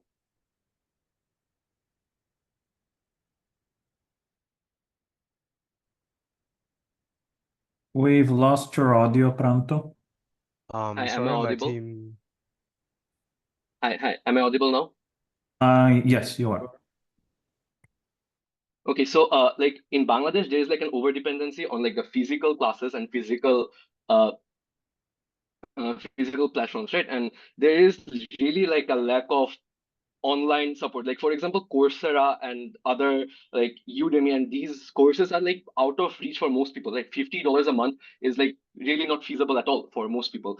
So we just aim to provide as many features as we can for as low of a price as we can, while simultaneously promoting like collaboration within our community.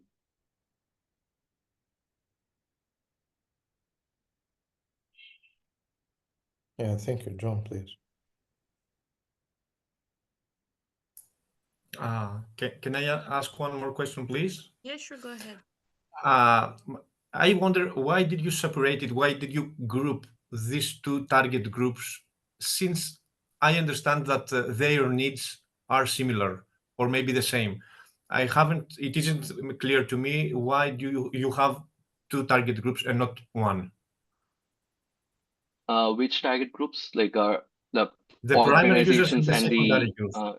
The primary and the secondary, yeah. okay, so like the secondary users, like for coaches, we believe that like while they will be using, let's say, functionality for like knowledge hub, they will be using these resources too. We also believe that by introducing features that include, like, for example, class schedule, like class management and homework assignment and resource sharing, these features will be like specific to like organizations, right? And these coaches, at least currently, there's like they experience this like fragmentation where while, for example, let's say they're communicating via messenger, but then again they're using they're sharing resources using Google Classroom, and there's this like fragmentation of like features, right? So while like the second our primary users will also, like primary users who are in organizations, they will also be using some of these features as well. The features that we have specifically talked about for our primary users, that slide shows the features that can be enjoyed by like all users, whether regardless of whether they are part of like any organizations like incubators or any school organizations, or if they're just individual entrepreneurs. Okay, it's more clear now. Thank you very much. I think we don't have any more questions. And this wraps up the business case presentations. Congratulations to Team 1202 and to all the other teams that have been presenting today, and the ones that, of course, submitted their business case presentations earlier. I would also like to thank our jury for being so patient today and so attentionate and asking all these interesting questions. I believe you have a tough task now to finalize your grades, submit them, and then we will soon have the results. So I will leave you to finalize the grades. In the meantime, I would like to make a reminder for the Audience Award. The link has been sent in the WhatsApp group chat, the Telegram one, but also on WeChat. So if you have any friends, family that are now up for voting you, I would suggest you send the link to them. I think we will close the link in 3 minutes or so, because it's been up and running for quite some time now. You will also get the QR code to maybe vote for yourselves or the other teams on your screen right now. So feel free to scan that with your phone. I'll leave you some time to it. I think this is also a great point to thank Edventures team once again for supplying us with such a great business case. I believe it's very interesting to see how the entrepreneurial networks and those communities can kind of move forward and provide a space for innovation and creative thinking for young minds like you guys participating in the Winter Challenge.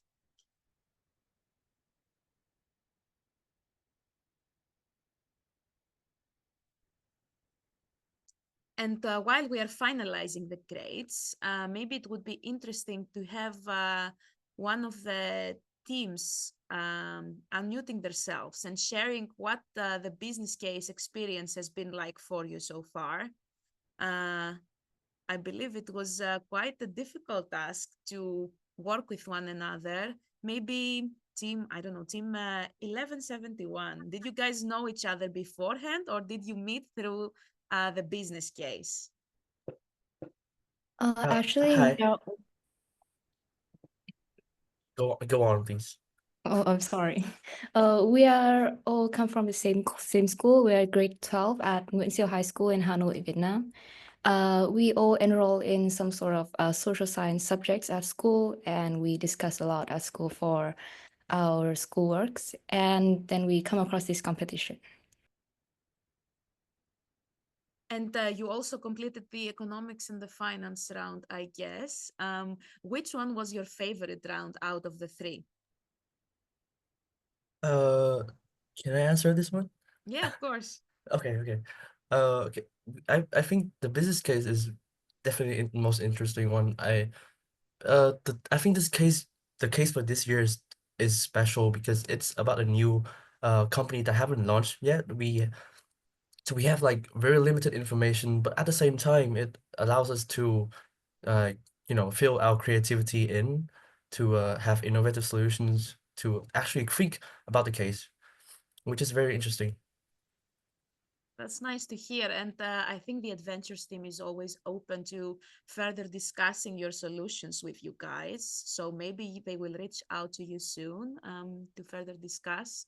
One of their team members was here earlier, Cheryl, but she had to quickly go. And she already shared a bit of the feedback with me. She said that its presentation looked very interesting to her, and she would love to dive deeper into the solution that you are providing. So that's always a nice feedback to hear, I guess. And I think we also have some team members from the last team that presented, Team 1202. What was your favorite round, guys? And it's okay if you don't say the business case round. Well, to be honest, it was probably the business case for me because while I have studied economics and accounting in the past, I am primarily like a science student. So I haven't had a lot of interaction in the business world.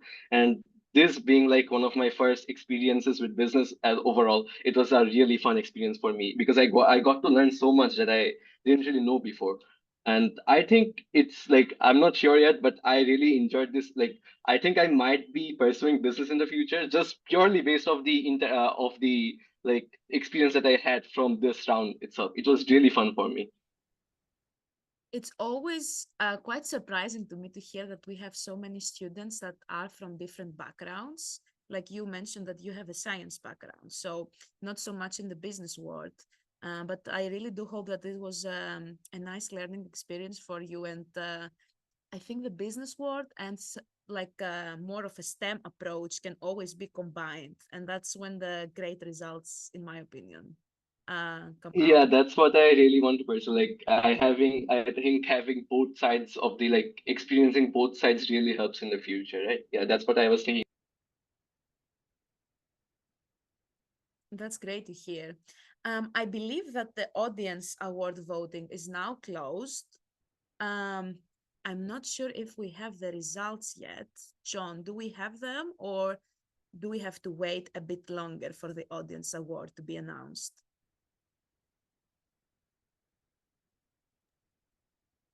While we are waiting John to finalize the exact numbers, I would like to say that the winner that you are going to see really soon, coming from the audience, has a very clear win.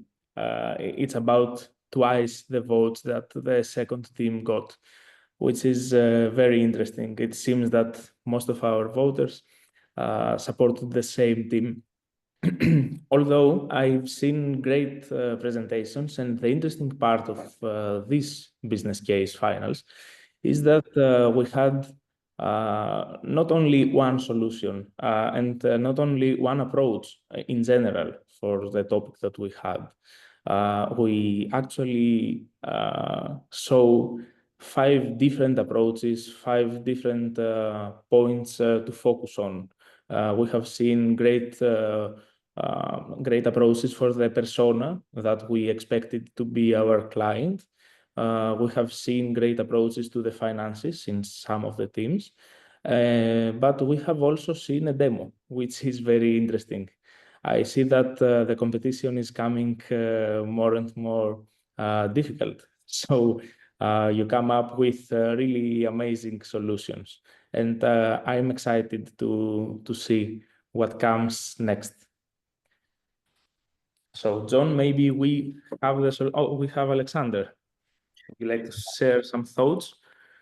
Yeah, guys, I wanted also to say thank you for your amazing performance and very beautifully made slides, very structured, wonderful presented solutions. In my work life, I have a lot of competitions in which I also review the business cases solutions, and I want to say that your solutions are amongst ones of the best that I encounter in my life. So keep on doing this. You are amazing, all of you, and I have a joyful time with you. Thanks for sharing, Alexander. It's always nice to hear and also get the outside perspective from the Winter Challenge. I think we have an audience award winner. John, can you play the video?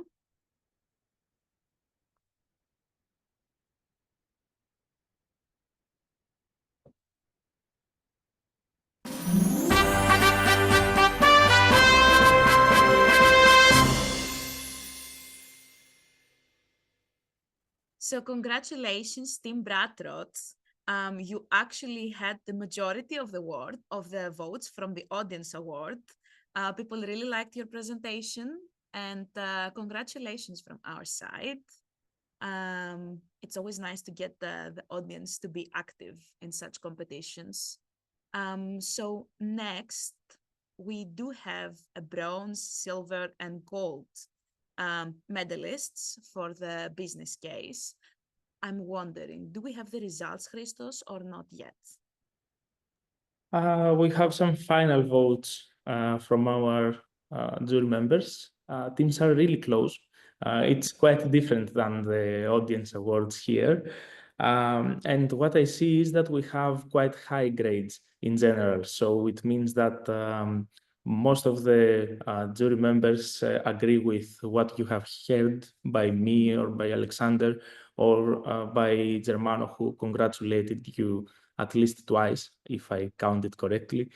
So we will finalize the results really, really soon, and we will share them with you. But you have to know that at least the 3 teams, but in general, all 5 teams that participated are very, very close. So that makes it a success for all of you. Thank you, Christos. I think we have some time until we announce them. I don't know if any of the jury members would like to say something. Maybe you guys can think about what you would like to share with the participants. In the meantime, I would also really like to thank Team 1124. I think it's quite early for them right now, joining the business case finals. Thank you so much, guys, for attending and being so attentionate so early in the morning. What was your favorite round? Our favorite round was definitely business case. I think I've so but this was one of our favorites by far. We actually had a lot of like previous experience and knowledge that we could apply to this, and we sat in a room, brainstormed. We actually got a big pizza, and we just sat ideas for hours and hours. It was a ton of fun. Really, really enjoyed it. We're really, really grateful to be here. We're really grateful to be with you guys. It is a bit early. I think we came here at like 5:30, but you know, it's worth it. You know, it's completely worth it for this competition. We really, really appreciate you having us. That's really nice to hear, and I really hope you enjoyed the pizza. It sounds really good. I think we might have the results. I would like to call Germano to announce the bronze finalists, the bronze winners. Right. And maybe you also have some feedback to share. That'd be great. What do I have to share now? Well, spontaneously.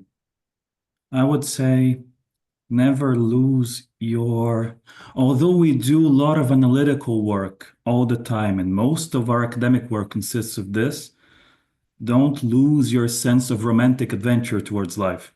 Keep that up, all of you. And I would like to announce a very good-humored team, very eloquent, Team 1202, the Kesian Crew from Bangladesh. Congratulations on your bronze medal.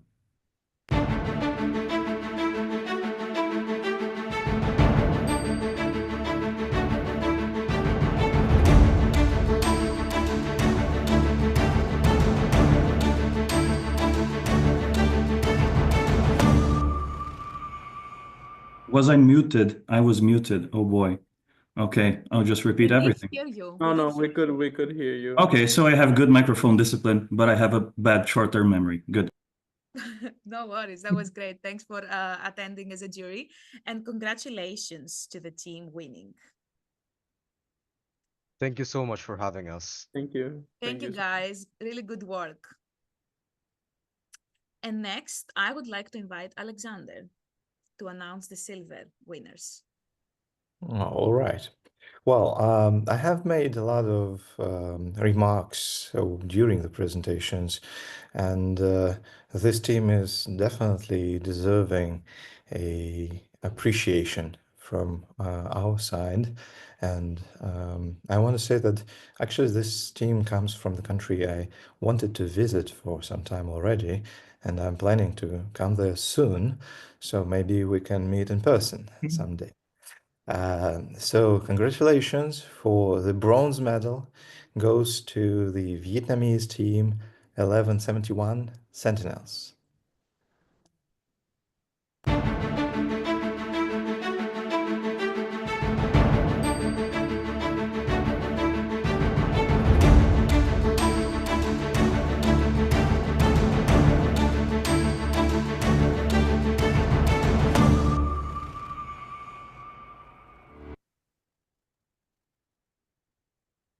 Thank you, Alexander, and congratulations to Team Sentinels for the silver medal. Good job, guys. And to wrap up our business case finals, I'm inviting Christos to share the gold winner. Yes, we finally have the winner. Two of you are in the 4th and the 5th place, and one of you is on the top of this year's WinterChallenge 2025. So the final winner, the absolute winner of this business case finals is 1124, Team Lambert Economics teams from USA. So congratulations, guys. You have been great, all of you, all 5 teams, but especially the first ones. Well done.